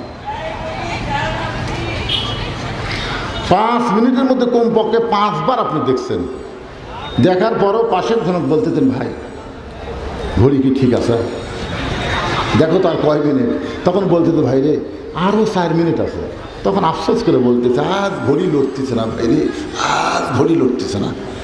ওর আশা হচ্ছে আকামত যখন দেয় তখন আসে, ওই ভুল করে আজ 5 মিনিট আগে যাচ্ছে, 4 বার 5 বার ঘড়ি দেখছে, তারপরে বলতেছে ঘড়ি লড়তেছে না। এই লোকটাই যখন নামাজ পড়ে বাইরে যা চাষ টলে 1-1 ঘন্টা গল্প করতেছে, একবারও ঘড়ি দেখে না। জোরে কার কথা। তাহলে মসজিদে আসলে আপনার এত ঘোড়া রোগ ধরে, আর বাজারে গেলে ঘড়ি দেখেন না, তার মানে কি? এই জন্য আল্লাহ বললেন ধৈর্য আর নামাজ। নামাজের মধ্যে ধৈর্য দেওয়া লাগবে। বাজিদ বোস্তামি খারাপ মেয়েটার ঘরে 4 রাকাত নামাজের নিয়ত করলেন। এই নামাজের নাম হলো সালাতুল হাজত। সালাতুল হাজত, সালাতুল হাজত নামাজের নিয়ত করে বাজিদ বোস্তামি সূরা ফাতিহা তেলাওয়াত করলেন। সূরা ফাতিহার মধ্যে সব কিছু আছে। সূরা ফাতিহাকে বলা হয় উম্মুল কোরআন, কোরআনের মা। সুবহানাল্লাহ করেন নাকি? জাগাত কেবল আমি বলছি কোরআনের মা ৭৭, ওই জাগাত আবার ওই ভণ্ড পীরের আখড়া, ভণ্ড পীরের আখড়া। তা আমি যেই বলছি সূরা ফাতিহা হলো কোরআনের মা, উম্মুল কোরআন, কোরআনের মা। লাভ ধরে বলতে হুজুর ফাতিহা যদি কোরআনের মা হয়, তাহলে কোন সূরা কোরআনের বাপ? মানে মা থাকলে তো বাপ থাকা লাগবে। তারপরে খালি সারা জীবন কোরআনের মা সূরা ফাতিহা, তাহলে কোরআনের বাপ কোন সূরা? আমি তো যত বড় হুজুর হই, কোরআনের বাপ কোন সূরা দেয়? কিছুক্ষণ পরে আমার মাথায় একটা ব্রেন চলে আসলো। আমি লোকটাকে বললাম, ভাই ঈসা নবীর বাপের নাম কি? লোকটা বলে ঈসা নবীর বাপ নাই। তো বাপ ছাড়া যদি ঈসা নবী হয়, বাপ ছাড়াও মায়ের মাধ্যমে আল্লাহ কোরআন দেয়। সুবহানাল্লাহ। আর উত্তর নাই। সূরা ফাতিহার মধ্যে আমরা বলতেছি ইয়্যাকা না'বুদু ওয়া ইয়্যাকা নাস্তাঈন। এরপর আমরা কি বলবো? কি চান? আল্লাহর কাছে কি চাচ্ছেন? আল্লাহ তোমার ইবাদত করি, তোমার কাছে আমরা চাই। কি চাইতেছি? ইহদিনাস সিরাতাল মুস্তাকিম। আপনারা পারেন না ভাইজান, পারেন না? তাহলে সবাই বলেন ইহদিনাস সিরাতাল মুস্তাকিম। এমন একটা পথ চাই আল্লাহ। আমি ইচ্ছা করলে বাহিরের যুবকদের বলতে পারতাম, যুবক ওই খারাপ মেয়ের কাছে যাইও না। আমি যুবকদের বলতে পারতাম, আমি বাইজিদ বলতে পারতাম, যুবক ওই খারাপ মেয়ের কাছে যাইও না। একটা যুবককে বলতে গেলে আরো 10টা যুবক ঢুকতি। এরা সংখ্যাই হলো 100। জোরে কোন সংখ্যাই কত? তাহলে 100 জন যুবককে তো আমি একবারে বলতে পারতেছি না। এক যুবককে যদি বলি খারাপ মেয়ের কাছে যাইও না, আর একটা যুবক ঢুকবে। আল্লাহ গো, আমি বাইজিদ কোনো যুবকের কাছে যাই নাই, আমি হেড অফিসের মধ্যে ঢুকছি। আমি হেড অফিসের মধ্যে ঢুকছি কারণ একটা মেয়ে যদি ভালো হয়, তাহলে সব যুবক ভালো হতে বাধ্য হবে। আপনারা বলেন তো, পরিমণির মতন খারাপ মেয়ে কি বেশি নাকি? এই কথা কান না কেন? বেশি?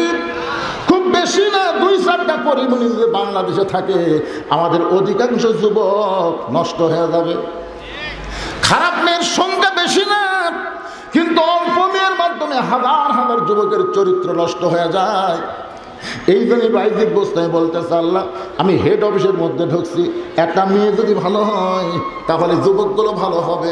একটা মেয়ে এক সময় মা হবে। একটা মেয়ে আজকে মেয়ে আছে কিন্তু এক সময় মা হবে। মা যদি ভালো হয়, পেটের বাচ্চা আল্লাহর ওলি হয়। আল্লাহর একজন নবী ছিলেন নূহ নবী, ইয়াকুব নবী। যেরকম কি নবী? ইয়াকুব নবী।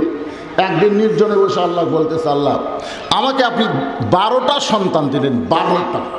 তো 12টা সন্তানের মধ্যে 2টা এত ভালো, আর এই 10টা এত খারাপ কেন হলো? আমি নবী হয়ে জন্ম দিলাম, আমি বাবা আল্লাহর নবী। কার নবী?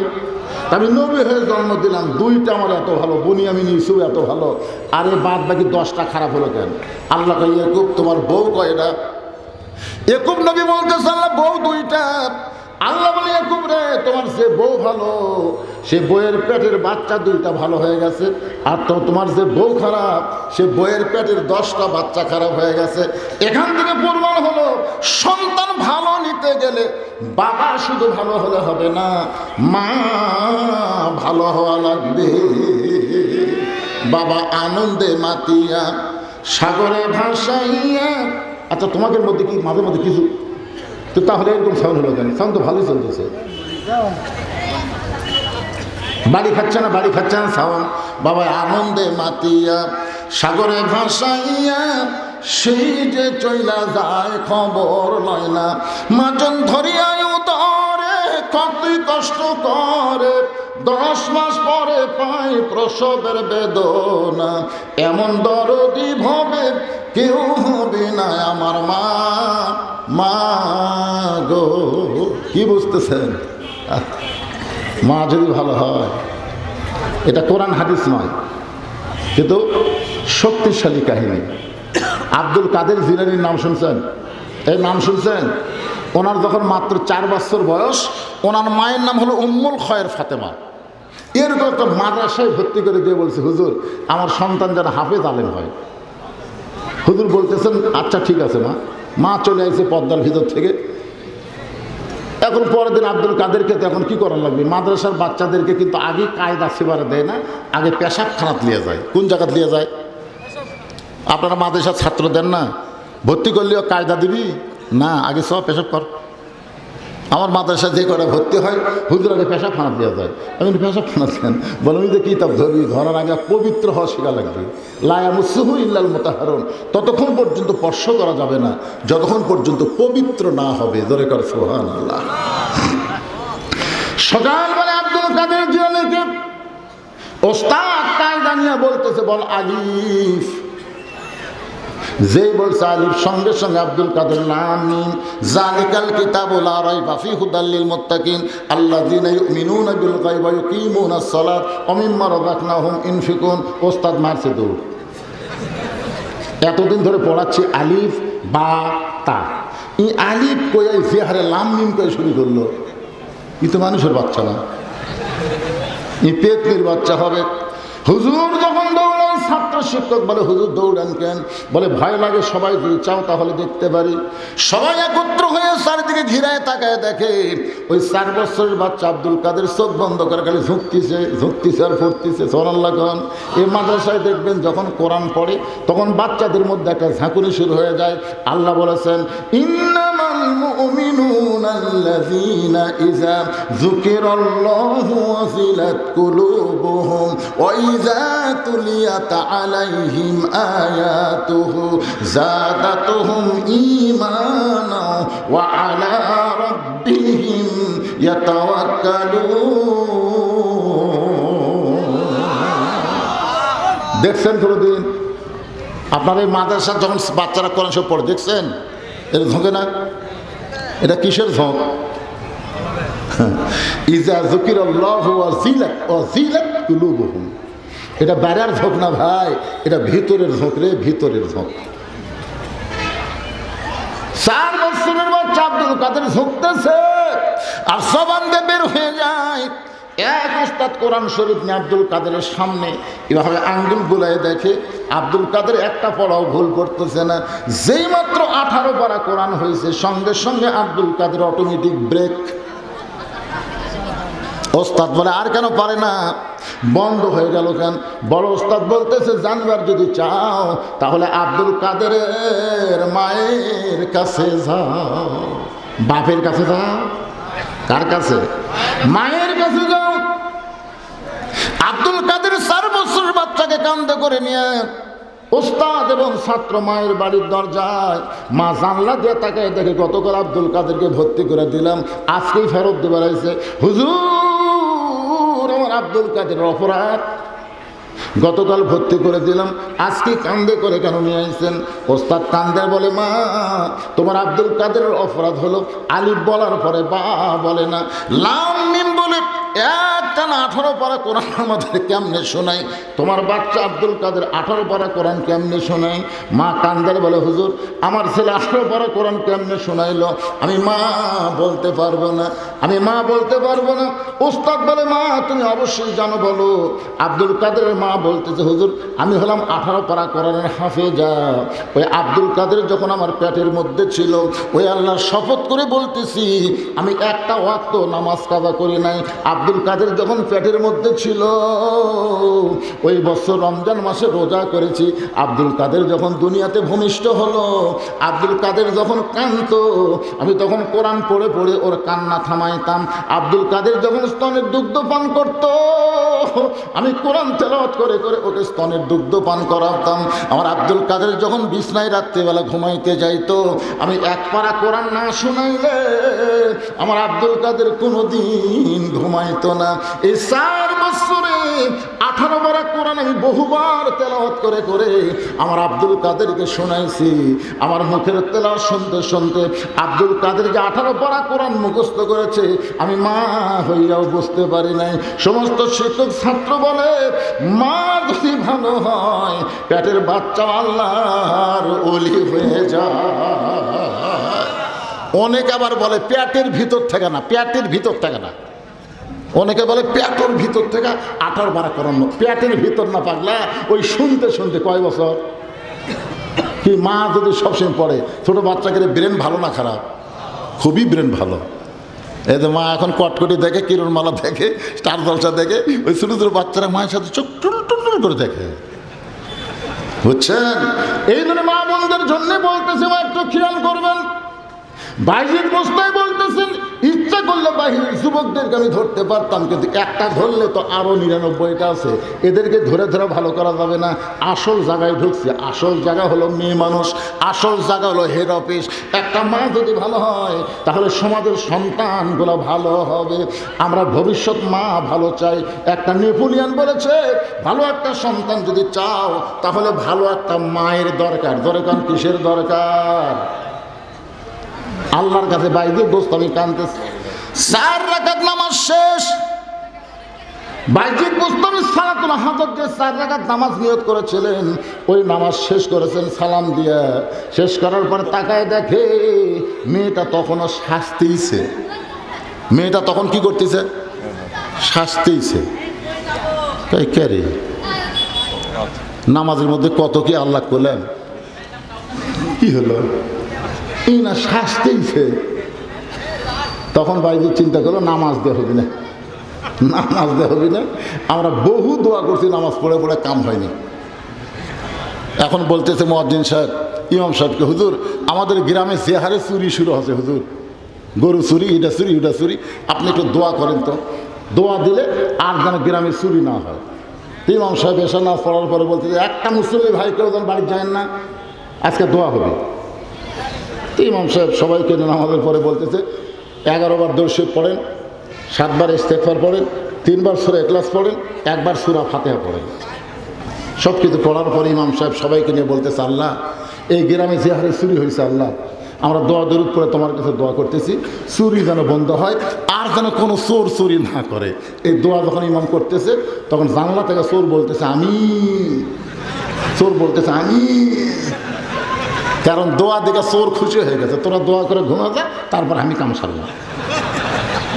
কি এই দোয়া তো আমরা বহু করতেছি, কি কোন করতেছি না ভাইজান? দোয়া দিয়ে অন্যায় বন্ধ হয় না। তারপর আমি নিজে রাত 2টার সময় ড্রাইভার আমাকে বললো, হুজুর আপনি নামেন। গেটে আমার নামাই দিছে। ড্রাইভার গাড়ি নিয়ে গেছে পার্ক করার জন্যে গ্যারেজের মধ্যে। আমি গেটত নামে আমার বাসার দিকে ঢুকতেছি, যেই ঢুক পারলিছে, আমার গেটের কাছে একটা আমের গাছ আছে, ওই গাছের তলে 3-4টা কুত্তা আরাম করতেছিল। কিন্তু আমার দেখে, আমার পরনের কালো কাপড় দেখে ওরা সেই হারে ধরলো, সেই হারে খাও খাও করে ধরলো। আমি দোয়া ইউনুস পড়ি, কুত্তা লড়ে না। যে ও দোয়াইনুস হাসিনা আপাতত ভয়ে পড়তেছে না। দোয়াইনুস পড়ে কুত্তা লড়ে না, আয়াতুল কুরসি পড়ে কুত্তা সরে না। এমনকি কোরআন শরীর মধ্যে আছে কুত্তা খেদানোর আয়াত, আছে না নাই? ইন্নাহুম ইয়াকিদুনা কাইদাও ওয়া আকিদু কাইদা। এই আয়াত যখন পড়েছি এক কুত্তা দৌড়ে এসে আমার পাঞ্জাবিতে কামড় মারল। আমি চিন্তা করলাম দোয়া দেওয়া হলো না, আয়াতুল কুরসি হলো না, কুত্তা খেদানোর আয়াত দেওয়া হলো না, কি কর্মরে। তখন আমার ইমান বলতে, হুজুর তোমার মুখত খালি দোয়া আছে কিন্তু হাতত লাঠি নেই। এই দোয়ার সাথে লাঠি লাগতো। তুমি খালি দোয়া পড়ছি যা কুত্তা লড়বি, খালি লাঠি থাকলে এক কুত্তার পাশাত বাড়ি মারলে বাকি তিনটা এমনি দৌড়াবি। জোরে কর কথা ঠিক না? যখন দোয়া দিয়ে কাম হয় না তখন কি লাগে? আর জোরে কান কি লাগে? বাংলাদেশে দোয়া দিয়ে দরুদ দিয়ে আর সমাজের অন্যায় দূর করা যাবে না। এখন আল্লাহর কোরআনের লাঠি লাগবে। জোরে কান কথা ঠিক না? আল কোরআনের আলো, কোরআন হাদিস যেখানে, দুনিয়ার মুসলমান লিল্লাহি তাকবীর। কারণ নামাজ শেষ হয়ে গেছে। বাইবিল বসতে আমি কয়টা পাওয়ার লেগেছে? একটা নামাজ আর একটা কি? এখন এটাই চান্স, শেষ চান্স। সব দেখা হলো শেষ, কি সব দেখা শেষ হলো না? নামাজ রোজা হজ জাকাত দেখা শেষ। এখন বাংলাদেশ না গোটা পৃথিবী সেটা পরে হবে। কোরআন আছে না নাই? যে কোরআনকে লক্ষ্য করে আল্লাহ বললেন, অনুনাজ্জিলু মিনাল কুরআনি মা হুয়া শিফাউ ওয়া রাহমাতুল লিল মুমিনিন।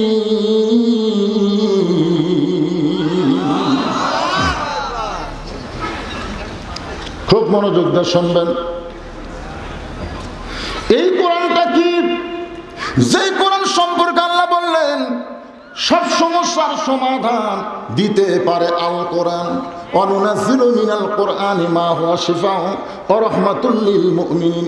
মুমিনদের জন্য, যারা আমরা মুমিন, যারা আল্লাহকে বিশ্বাস করি, আমাদের সকলের জন্য এই কোরআনকে আল্লাহ তাআলা রহমত এবং রোগ মুক্তি হিসাবে নাজিল করেছে। কি বলেছেন? রহমাতুল লিল মুমিনিন, আলামিন না, সবার জন্য না, আমাদের জন্য। একটা দৃষ্টান্ত দেই। আচ্ছা, নবী যখন কোরআন তেলাওয়াত করত তখন সবচাইতে ভালো মানের শ্রোতার নাম কি? দেখছেন? আবু বকর।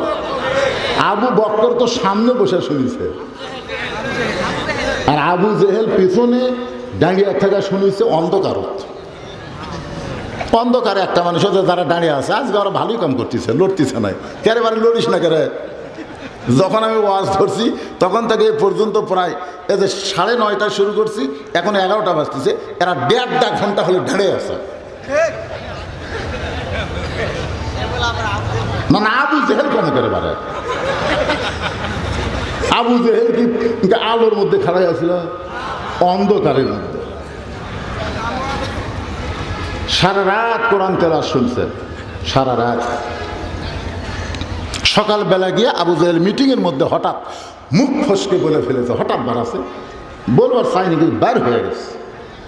এত সুন্দর কোরআনের বাণী, রাতটা কোন দিক দিয়ে গেল আমি বুঝবারই পারিনি। দেখছেন পিছন থেকে সুবহানাল্লাহ করার সামনে লোক হয় না। দেখছেন আবু জেহেলকে কোরআনের বিরুদ্ধে কেনে? আজও বাংলাদেশে কিন্তু অনেকেই কোরআনের বিরুদ্ধে না। আবু জেহেল বলতেছে এত সুন্দর কোরআনের বাণী, রাতটা কোন দিক দিয়ে গেল আমি বুঝবারই পারিনি। এমন সময় আবু সুফিয়ান বলে, নেতা, যে কোরআন শুনতে সারা রাত কোন দিক দিয়ে বোঝা যায় না, সেই কোরআন ধরলে অসুবিধা কি? না শুনলেই যদি এত মজা হয় তাহলে এটা ধরার মধ্যে অসুবিধা কি? আজকে আমাদের বাংলাদেশে আমরা অনেকেই শুধু কোরআন শুনতেছি। আমার আগে এই দ্বিতীয় বক্তার আগে আপনাদের মসজিদের খতিব সাহেব ওয়াজ করলো, খুবই গুরুত্বপূর্ণ ওয়াজ, আমি শুনলাম। প্রতি অক্ষরে 10টা করে নেকি।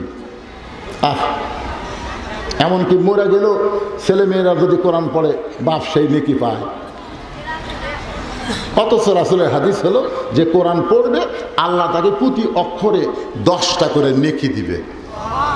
কথা কয় না? এখন একজন নেতা মরে গেছে, ওই নেতা রুহের মাগফিরাতে আমরা যে কোরআন শরীফ পড়তেছি, 3 খতম কোরআন পড়ার পরে 2 হাত তুলে বলতেছে, আল্লাহ আমরা যে 3টা খতম কোরআন পড়লাম এর যা সওয়াব হয় সব নেতাকে দিয়ে দেব। নেতা মরে গেছে, নেতা রুহে বক্সায় দাও।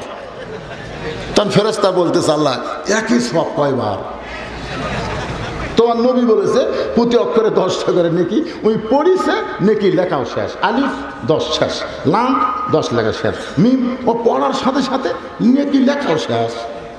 তা আবার যে চালান করতেছে যে অমুকক দেহ, এই কথা তো ইসলামে নাই। তখন আল্লাহ বলে, ফেরেশতা তোরা সাক্ষী থাক, কোরআন কোনো মরা মানুষের কিতাব না, কোরআন হলো জীবিত মানুষের হেদায়াত। কোরআন কিন্তু মরা মানুষের জন্য লয় ভাই। আমরা যতই ফতোয়া মারি, ওই সারা জীবন কোরআনের বিরুদ্ধে চারণ করছে, আর মরে গেলে কোরআন পড়া জান্নাত থুয়ে আসবো, এরকম ইয়ারকি মারার কিতাব কোরআন না। ইয়ারকি চলতেছে, ইয়ারকি। যে বেটা কোরআন পড়ে না সে কোরআন থেকে একটা উপকার সে পাবে না, কারণ কোরআন এরা পড়া সুন্নত নফল না, কোরআন পড়া হলো ফরজ আইন। ফরজ আইন, নামাজ পড়া যেরকম ফরজ আইন, আল্লাহর কোরআন শিক্ষা করা একই ফরজ আইন। আমি নিজে পড়বো না, মরে গেলে কোরআন পড়ে আমার জান্নাতে থুয়ে আসবি, ইয়ার কি মারার কোরআন। একটু মনোযোগ দিয়ে শোনেন, আবু জেহেল বলতে আবু সুফিয়ান, এই কোরআনকে যদি আমরা ধরি, এই কোরআনকে যদি আমরা গ্রহণ করি, তাহলে আমাদের ভুয়া নেতৃত্ব চলবে না। আমরা জনগণের উপরে যে নেতৃত্ব দিচ্ছি, এই নেতৃত্ব চলবি। ভুয়া নেতৃত্ব বোঝেন না? সারা জীবনের খোঁজ নাই, ভোটের আগে এসে গরিবের বন্ধু, সমাজসেবক, জনদরদি। আপনাকে এটা 5 বিবিধ হয়তো নাই। আমার এলাকাতে এক নেতা 5,000 গাড়ি বাড়ে, 1 কোটি টাকার উপর দাম, ভাঙ্গা ভুঙ্গা রাস্তার মধ্যে নিয়ে যাচ্ছে। নিয়ে এসে থেকে রাস্তাতে এক ফকির নেতা ড্রাইভারকে বলতেছে ব্রেক কর। ড্রাইভার বলে, স্যার কি জন্য ব্রেক? সামনে মানুষ। মানুষ না স্যার, ওটা ফকির। আরে পাগলা, ভোটের আগে, ভোটের আগে। নেতা নিজেই গাড়ির থেকে নেমে ফকির সালাম দেয়, সালাম আলাইকুম চাচা, কেমন আছেন চাচা? ফকির খেলে চারিদিকে তাকায়। নেতা কয়, কি দেখেন চাচা? বলে, কাক সালাম দিলে বাবা? কাক দিলে? বলে, আপনাকে দিলাম, আমি ভিক্ষা করে খাই। ভোটের আগে আপনিও যা মুহূর্তে।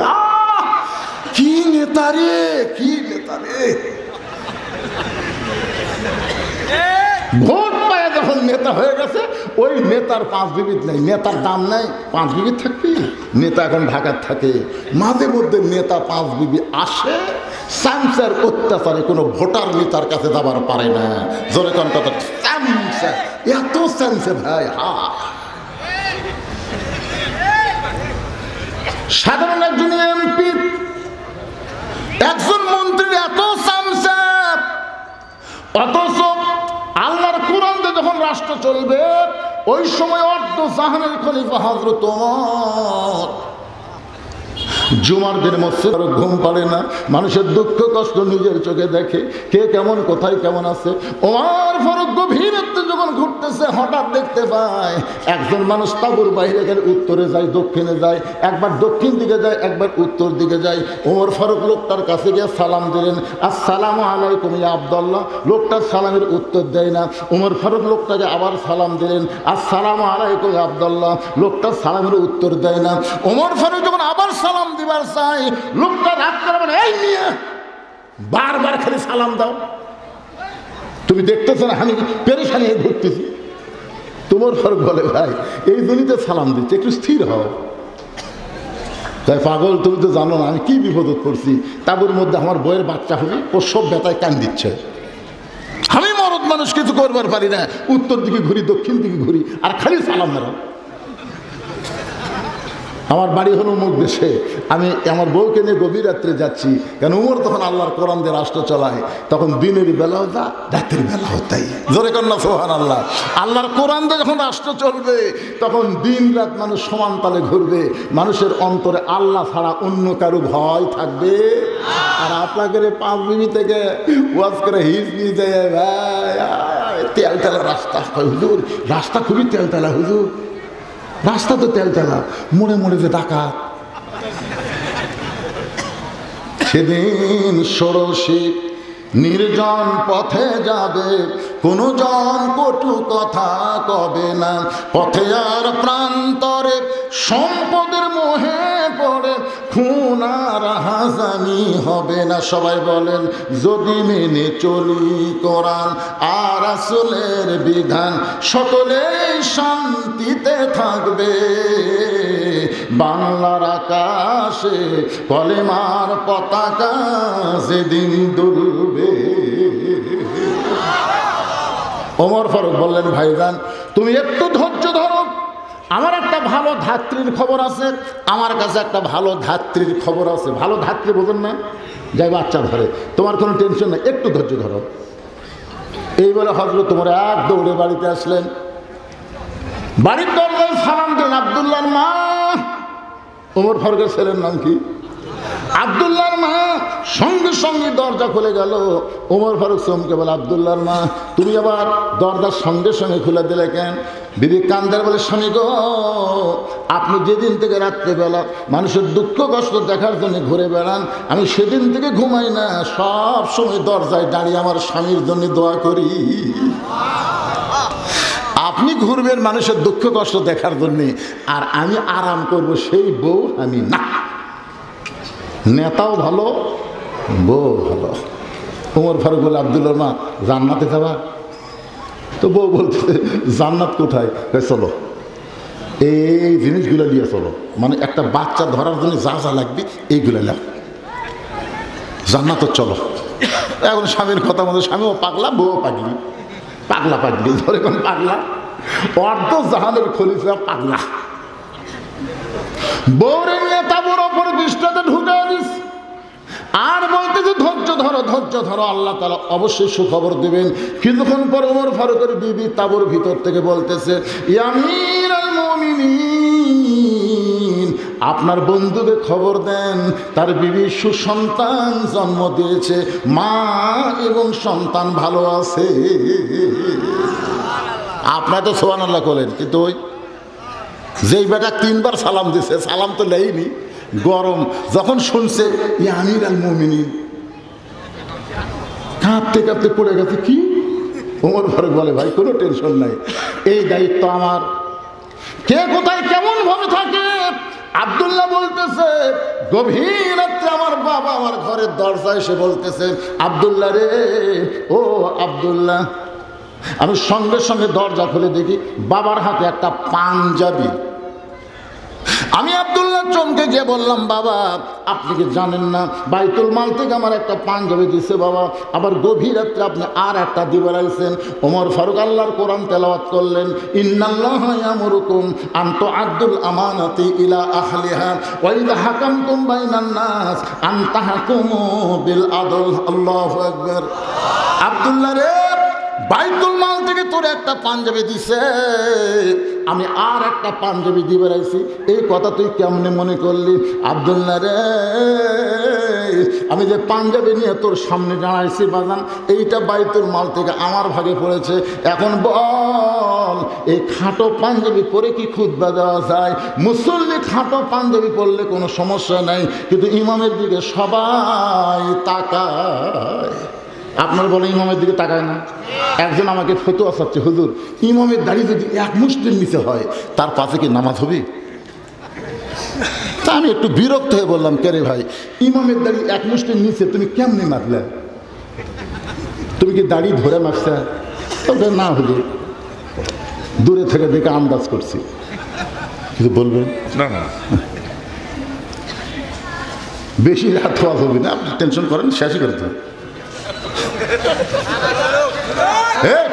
চলবি তো, এখনই শেষ, এখনই শেষ। বাইরের বস্তু আমি কোরআন শরীফ কুটি পড়ে আছে। আপনারা কি প্রতিটার ঘর কোরআন থবেন? জায়গা মতো কোরআন নিয়ে যাওয়া লাগবে। তোর ঘর কথা ঠিক ও আর বুঝতে পারতেছেন না কি? আরে বাবা, একটু মনোযোগ দিয়ে শোনেন, আমি যেটা বলতেছি একটু খেয়াল করেন। তো এখন ইমামের দাড়ি তুমি মাপলা কিনা কেমনি? হুজুর ইমাম যখন খুতবা দিচ্ছিল, তখন আমি দূর থেকে মুঠ ধরছি, আর চোখ বন্ধ করে আন্দাজ করছি, মনে হচ্ছে মুটের চাইতে কম হবে। আমি তখন বললাম, কে ভাই তোমার দাড়ির খবর কি? আমার নাই। তারপরে হুজুর থাকা লাগবে না। যেই দেশে ইমামের দাড়ি মানুষ মুঠ দিয়ে মাপে, আর সেই দেশে যদি দাড়ি মোছ কিছুই না থাকে, তাকে জাতীয় ইমাম বলা যাবে? কারণ তাকে জাতীয় ইমাম বলা যাবে, কারণ বাংলাদেশে যাকে তাকে জাতীয় নেতা বলা যাবে, কিন্তু জাতীয় ইমাম বলা যাবে না। ইমামতি করবার গেলে কিছু জিনিস মানুষ দেখে। কথা কর না ভাই, কথা কর না কেন? ফাজলামো করার একটা সীমা থাকে। যাকে তাকে জাতীয় নেতা বলতে পারেন, কিন্তু জাতীয় ইমাম বলা যাবে না। ইমামের দিকে মানুষের গুরুত্ব আছে না নাই? ওমর ফারুক বললেন, আব্দুল্লাহ তোর পাঞ্জাবিটা আমাকে দান করে দে বাবা, তোর টামারটা মিলে আমি একটু লম্বা জুব্বা বানাবার চাই। আব্দুল্লাহ গভীর রাত্রে তার কাপড়ের অংশ বাবাকে দান করে দিলে। বাবা আব্দুল্লাহর কাপড় তার কাপড় একত্র করে সারা রাত ধরে বাবা লম্বা জুব্বা বানায়া, সেই জুব্বা বানায়া আমার বাবা খুতবা দেয়। এখন বলো বাবার খুতবা শোনা যায় কি না যায়? সমস্ত সাহাবীরা চিল্লায় বলে, আল্লাহর কোরআন দিয়ে যখন রাষ্ট্র চলবে, মুসলমান এমন ভালো মানুষকে নেতা হিসাবে দেখতে পাবে। আপনারা বলেন তো, যে বেটার কাপড় নিয়ে পরনের জুব্বা বানায়, তার কোনো চামচা আছে? চামচা। এখন চেয়ারম্যান সাহেব বালতি দিয়ে চাউল মারতেছে, বালতি দিয়ে। প্রত্যেকটা কার্ডে লেখা আছে 10 কেজি। ধরে কোন কয় কেজি? এখন চৌকিদারের কাছে ইনকা বালতিতে একটা লাল দাগ দিছে, এই পর্যন্ত চাউল দিব। বালতিকে চাউলের ইয়ে ধরে পরিবারের চাউল নিয়ে একজন সন্দেহ আছে, কে রে লেখা আছে 10 কেজি, কোনো কিছুই নাই, দাঁড়িয়ে পড়লেও নাই, কিছুই নেই। ওই মাপিছে, মাপা দেখে 8 সের, 10 কেজির জায়গাত 8 সের। মনে করছে একটু লোকমা দেই, তো একটু লোকমা দে, লোকমা বোঝেন না। চেয়ারম্যান সাহেব বলে, চেয়ারম্যান সাহেব লেখা আছে 10 কেজি, দিলেন যে 8 সের। চেয়ারম্যান সেক্রেটারি বলতে, নাম কাট, নাম কাট। ওই জোর হাত করে বলতেছে, না স্যার যা আছে তাই দে, নাম কাটেন না। চেয়ারম্যানকে, পাগলা তোর 2 কেজি নাম আনলে আমি চামচা পালমো কি দিয়ে রে? আজকে যেই নেতার পিছনে যত চামচা ঘুরবি, বুঝবেন সেই নেতা জনগণের মাল তত মারবি। জোরে কর কথা ঠিক না? হাসবি আল্লাহ নিমাল ওয়াকিল অনিমান মাওলা অনিমান নাসির। বাইজিদ বোস্তামি দেখলেন, জায়নামাজ দিয়া নামাজ দিয়া যখন হলো না, তাই বলে কিন্তু কাজ বন্ধ করে দেওয়া যাবে না। বাইজিদ বোস্তামি ওই জায়নামাজের উপরে বসে আল্লাহর কোরআন তেলাওয়াত শুরু করলেন। ওয়াইজা তুলিয়াত আলাইহিম আয়াতুহু যাদাতুহুম ঈমানা ওয়া আলা রাব্বিহিম ইয়াতাওয়াক্কালুন। কোরআনের তেলাওয়াত শুনলে কি বাড়ে? এখন আপনাদের বলতেছে এটা কোন তেলাওয়াত? এটা কোন তেলাওয়াত ভাই? খালি কোরআন পড়বে আর আপনারা শুনবেন, এটা তেলাওয়াত না। তেলাওয়াত মানে কোরআন পড়তে হবে, কোরআন বুঝতে হবে, কোরআন মোতাবেক নিজের জীবনকে পরিচালনা করার নাম হলো তেলাওয়াত। আমাদের বাংলাদেশে কোরআন পড়া আছে কিভাবে? আমি একটা যুক্তি দিই। মনে করেন একটা লোক এই বিজ্ঞাপন, এই পোস্টার পড়িছে, এই পোস্টার পড়িছে, পড়ার পরে আপনি জিজ্ঞাসা করতেছেন, কে ভাই বক্তা কে কে আছে? তখন আপনি বলতেছেন, ভাই পড়িছি ঠিকই, বুঝিনি। আমি পড়া পারি ভাই, কিন্তু আমি বুঝি না রে। তখন জনগণের ওপর রাগ করবি না খুশি হবি? এই নিয়ে পড়িস তা বুঝিস না কেন? পড়া মানেই তো বোঝা। একটা লোক পেপার পড়তেছে, ওই কি পেপারের খবর না বোঝার জন্য পড়তেছে না বোঝার জন্য পড়তেছে? দেখেন পেপার ইনকা নিয়ে, আচ্ছা ওই পার কি হলো রে? এরা কি মাটি ফেটা জন্ম লিছে, এর কি বাপ মাও আছে?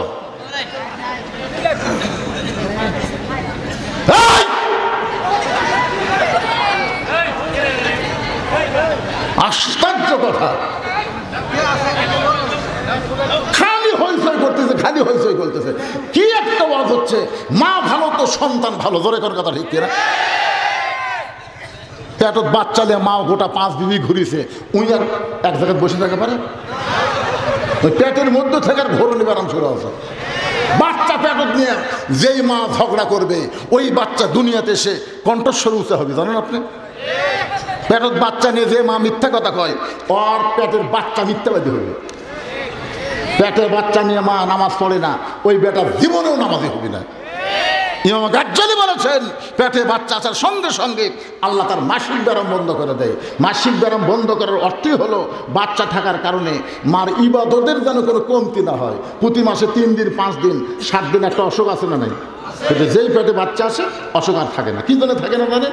যে অসুখ থাকলে তো ইবাদত করা পারবি না, অসুখ আল্লাহ বন্ধ করে দেয়।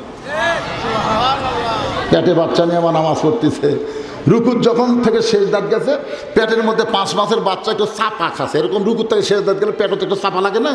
ফেরেশতা বলতেছে, আল্লাহ দেখো তোমার বান্দি সেজদা করবার যায় পেটের বাচ্চা চাপা খায়। আল্লাহ বলে, সাক্ষী থাক, যেই মা পেটে বাচ্চা নিয়ে নামাজ পড়তেছে, এ মা শুধু নিজে নামাজ পড়তেছে না, পেটের বাচ্চাকে নামাজি বানায়া দিচ্ছে। কি এরা যখন মায়ের পেটে ছিল, মাও কি করছে আমরা বুঝতে পারছি না? বক্তা ওয়াজ করে আর তোরা চিল্লাচিল্লি করিস, তার মানে বুঝিস ভালো মায়ের সন্তান। আর শব্দ আছে? যদি খারাপের হতো তাহলে তর্ক করতো। আল্লাহ এই সোনার যুবকদেরকে তুমি হেদায়েত দাও, ধরে কর আমি। এই পুনরায় আলোচনা শুরু করার আগে আমি আর একটা কথা বলি। আমাদের বাংলাদেশের যারা বড় বড় ডাক্তার, বহু ডাক্তার আমার বন্ধু আছে, আমার ফলোয়ার্স আছে, MBBS ডাক্তার, FCBS ডাক্তার, এরকম কোনো ডাক্তারের বউ বাচ্চা নেওয়ার সময় সিজার করে না, ডাক্তারই করবার দেয় না। কারণ সিজার করলে মায়ের ক্ষতি, বাচ্চার ক্ষতি। এই জন্য ডাক্তারের বইয়ের সিজার লাগে না। যখন কি লাগে না? 2 নম্বর হলো কোনো মৌলানার বাড়িতে আজ পর্যন্ত মিলাদ হয় না, দেখবেন আপনারা খেয়াল করে। 3 নম্বর হলো কোনো পীরের বউ কোনোদিন পীরের হাতে মুরিদ হয় না। এ কথাটা কেন বললাম? আমাদের অধিকাংশ মায়েরা এখন বাচ্চা সিজার করবার চাই, জোরে কর কথা ঠিক কিনা? সিজার করবার চাই। এ যে আমরা উপরে যে কয়টা বসে আছি, আমরা একটাও সিজার করা হয়। আমাদের মাও কি মরিছে? আজ থেকে 15-20 বছর আগে বাংলাদেশে অনেকে সিজারই বোঝেনি, আর এখন সিজার হয়ে ভাই কতগুলো ডাক্তার হাতে কষায়। দেখাবার গেলে কই শূন্য শূন্য লাগতেছে, পেটত পানি নাই। আর এক ডাক্তারকে আল্ট্রাসাউন্ড করে কাট হয়ে আসে। এখন কি করবি? পেট কাটা দেখে বাচ্চার ঘুমই ভাঙ্গেনি। 2 দিন পরে নর্মালে জন্ম নিত, কিন্তু বাচ্চার ঘুমই ভাঙ্গেনি। বড় ডাক্তার টাকার লোভে যে পেট কাটলো, কিন্তু ঘুমই পারতেছে। ডাক্তারকে এক কাম করো, পেট যখন কাটাই ফেলে দিত, ওকে বার করা লাগবি, ঘুমতে পারতেছে স্যার, পাও ধরে একটা ঘুরে নিয়ে দাও। তখন এই পেটটা বের করে মাথার উপর দিয়ে একটা ঘুরে নিতে, যেই ঘুরে নিয়েছে বাচ্চা মাথার ঝাঁকি খেয়ে কান্দে উঠছে। এমন ঝাঁকি খাওয়া খাসে ভাই, এই দুনিয়াতে আসে মোবাইল ছাড়া ভাত খায় না, মোবাইল ছাড়ার কান্না থামে না, জোরে কোন কথা ঠিক না? এমন ঝাঁকি দিছে। আমি আমার মায়েদের জন্য বলবো, মা আর সিজার টিজার করেন না, মা বাচ্চা যদি হয় আল্লাহ নর্মালে দিবে, নর্মালে বাচ্চা হলে সেই বাচ্চা ভালো হবে। সুবহানাল্লাহ বলেন। আবার চলে আসে আলোচনায়, অনুনাজ্জিলু মিনাল কুরআনি মা হুয়া শিফাউ ওয়া রাহমাতুল লিল মুমিনিন। সব সমস্যার সমাধান বিশ্বাস করেন হযরত বাইজিদ বোস্তামি রহমতুল্লাহ আলাইহি আল্লাহর কোরআন যখন তেলাওয়াত শুরু করলেন, সেই তেলাওয়াত মানে কি আপনাদের বোঝানোর জন্য বলতেছি। তেলাওয়াত মানে পড়তে হবে, তেলাওয়াত মানে বুঝতে হবে, তেলাওয়াত মানে কোরআন মোতাবেক নিজের জীবন পরিচালনা করা লাগবে। এই তেলাওয়াত যদি করতে পারি তাহলে আমাদের ঈমান আল্লাহ বাড়ায়া দিবে। তো এখন পেপার পড়ে মানুষ কি জন্যে? ভিতরের খবর জানার জন্য না এমনি এমনি? একজন পেপার পড়ে যখন আপনাকে দিল, আপনি পড়তেছেন, ভাই আমার পড়বো না, তুমি কি পড়ে কি বুঝলে? কই পড়ছি ঠিকই ভাই, আমি বুঝিনি রে। সবাই বলবে তুই কি পাগল নাকি রে? বোঝার জন্যই পড়া লাগবে রে, না বোঝার জন্য কেউ পড়ে? বাংলাদেশের যত পড়া আছে সব পড়াই মানুষ বোঝার জন্য পড়ে, শুধুমাত্র কোরআন শরীফ পড়ে সওয়াবের জন্য। শুধু কোরআন পড়ে সওয়াবের জন্য, বোঝার জন্য কোরআন পড়ে না। আপনারা বলেন তো কোরআন পড়লে সওয়াব আছে না নাই? এই সওয়াবটা কীরকম?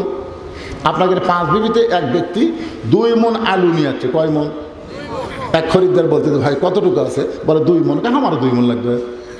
আলুওয়ালা বলতেছে মাশাআল্লাহ 5-7 10 করে ব্যবসা লাগলো না, তাহলে লাও ভাই। খরিদ্দার বলতেছে মাফ করে দেন, লেপে দেন। আলুওয়ালা বলতেছে আমার বাড়ির আলু কম হবে না। খরিদ্দার বলতেছে না না ভাই মাফে দেন। বাড়ি আলু বলতেছে কম হবে না। আরে মাফে দিতে আপনার ক্ষতি হচ্ছে, তো মাফে দেখে 2 মণ 2 সের। খরিদ্দার বলতেছে আপনি করলেন 2 মণ, হলো যে 2 সের বেশি। আলুওয়ালা বলতেছে এই 2 সের তোমাকে খাও দিলাম, এর দাম দেওয়া লাগবে। তখন একটা ছোটো ব্যাগ আছিল, এই ব্যাগত 2 সের নিয়ে বলতেছে আজকের দিন আমার 2 সের হলেই চলবি, 2 মণ নেব না। এখন আপনারা বলেন ওই 2 সের নিয়ে যদি যাবার চাই 2 মণ আলু আর দিবি? কে রে পাগলা, তুই 2 মণ নিলে তো 2 সের, তুই 2 মণই নিবি না, 2 সের নিয়ে দৌড় দেশ। তার মানে কোরআনের প্রতি অক্ষরে 10টা করে নেকি, এটা হলো 2 সের। আর কোরআন মোতাবেক চলা এটা হলো 2 মণ। কোরআন মোতাবেক চলবেন না, খালি 2 সের ফাও খাবেন। ওই ফাও খাওয়ার দিন শেষ। আগামীতে আমরা দেখব কোরআনের বাংলাদেশ। ধরে বলেন কথা ঠিক না? ফাও খাওয়া দিন শেষ। এই ফাও খাওয়া বাদ দেন তো, কিসের ফাও? কোরআন খালি শোনার জন্য আল্লাহ দেয় না, আমাদের দেখার জন্য দিতে। ধরে কোন কথা ঠিক কিনা? বাইজিদ বুস্তামি আল্লাহর কোরআন যখন তেলাওয়াত করতেছে, এমন সময় মেয়েটা ওই কোরআন তেলাওয়াত শুনে শুনে এক সময় মেয়েটা মাথায় ঘোমটা দিয়া এতক্ষণ কি করতেছিল? শাসতেছিল। এবার কোরআনের তেলাওয়াত শুনে মাথার দিয়েছে ঘোমটা। আচ্ছা, মেয়ে মানুষ যখন মাথার ঘোমটা দেয় আপনারা কি বুঝতেছেন? আমাকে একজন বলতেছে হুজুর মেয়ে মানুষেরা মাথার চুল বেচা খায়, যায় না স্যার? আচ্ছা, আপনাদের 5 বিবির মেয়েরা কি মাথার চুল বেচা?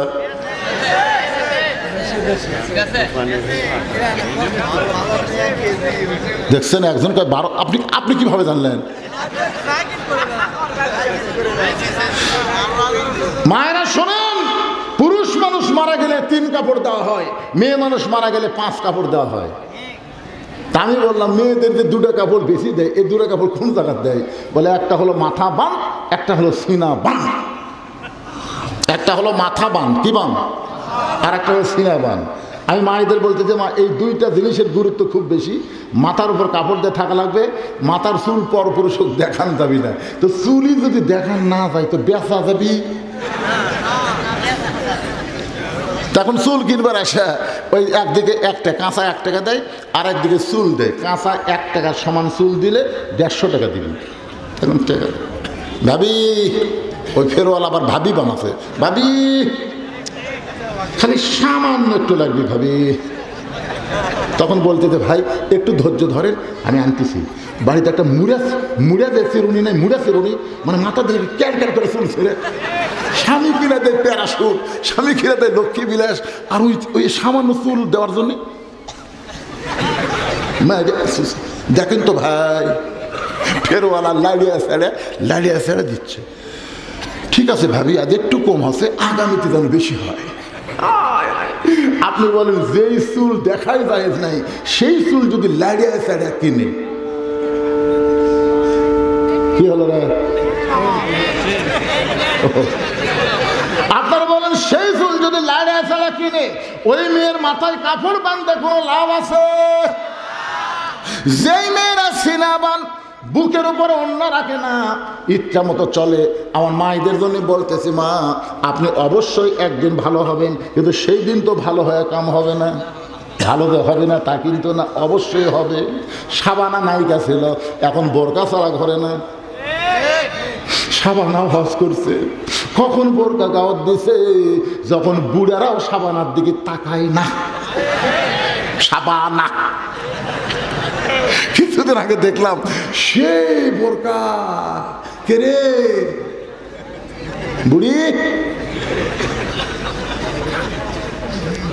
বুড়ি মানুষ বোরকা পরে কোনো লাভ হবে না। বোরকা পড়তে হবে যখন সবাই দেখে, তখন বোরকা পড়া লাগবে। আমি আমার মায়েদের জন্য বলতেছি, মা 50 বছর আমের গাছের গোড়াত কেউ বেড়া দেয় না। যদি কেউ বেড়া দেয়, জিজ্ঞেস করে বেড়া কেন দিচ্ছেন ভাই? বলে গরু ছাগল যদি খায়। আরে পাগল, গরু ছাগল 50 গাছের দিকে তাকাবেই না। যে বেড়া দেবার চাও, ওই লগা পাতা বাড়াচ্ছে ছোট গাছত বেড়া দাও। আমি বলবো, যুবতী তোমরা বোরকা পরো, বুড়ির বোরকা লাগবে না, কারণ বুড়ির দিকে একটা বুড়া তাকায় না। আমার মায়েরা শোনেন, মরার পরে 5 কাপড় দিয়ে কি হবে? আমাদের বগুড়া কাহলতে কোনো মেয়ে মানুষ যখন মারা যায়, মরার পরে তাকে 5টা কাপড় দেয়। শুধু 5টা কাপড় দেয় না, খাটনি পর্যন্ত চাদর দিয়ে ঢাকে। খাটনি কি দিয়ে ঢাকছে? ফেরেশতারা বলতেছে, আল্লাহ এই মেয়ে মানুষ যখন জেতায় ছিল, গোটা 5 বিবি ঘুরিছে, আল্লাহ গোটা 5 বিবি ঘুরিছে। আর মরার পরে 5 কাপড় দিয়ে সে লাশ আবার খাটনি দিয়ে ঢাকলো, কারণ কি? আল্লাহ বলতেছে, ওই দেশের নাম বাংলাদেশ রে, ওই দেশে বাঁচতে মানে না রে, মরার পরে পর্দা মানে রে। মরার পরে পর্দা করে লাভ হবে?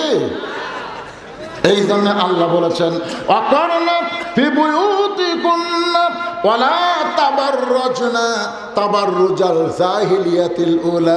গভীর রাত্রে ফাতেমাকে কবর দিয়া হযরত আলী আল্লাহর কাছে বলতেছে, আল্লাহ আমার পর্দানিশী বউরে আমি কবর দিলাম, তোমার কাছে ফরিয়াদ করি আল্লাহ ফাতেমার পর্দাকে তুমি কবুল করে নাও।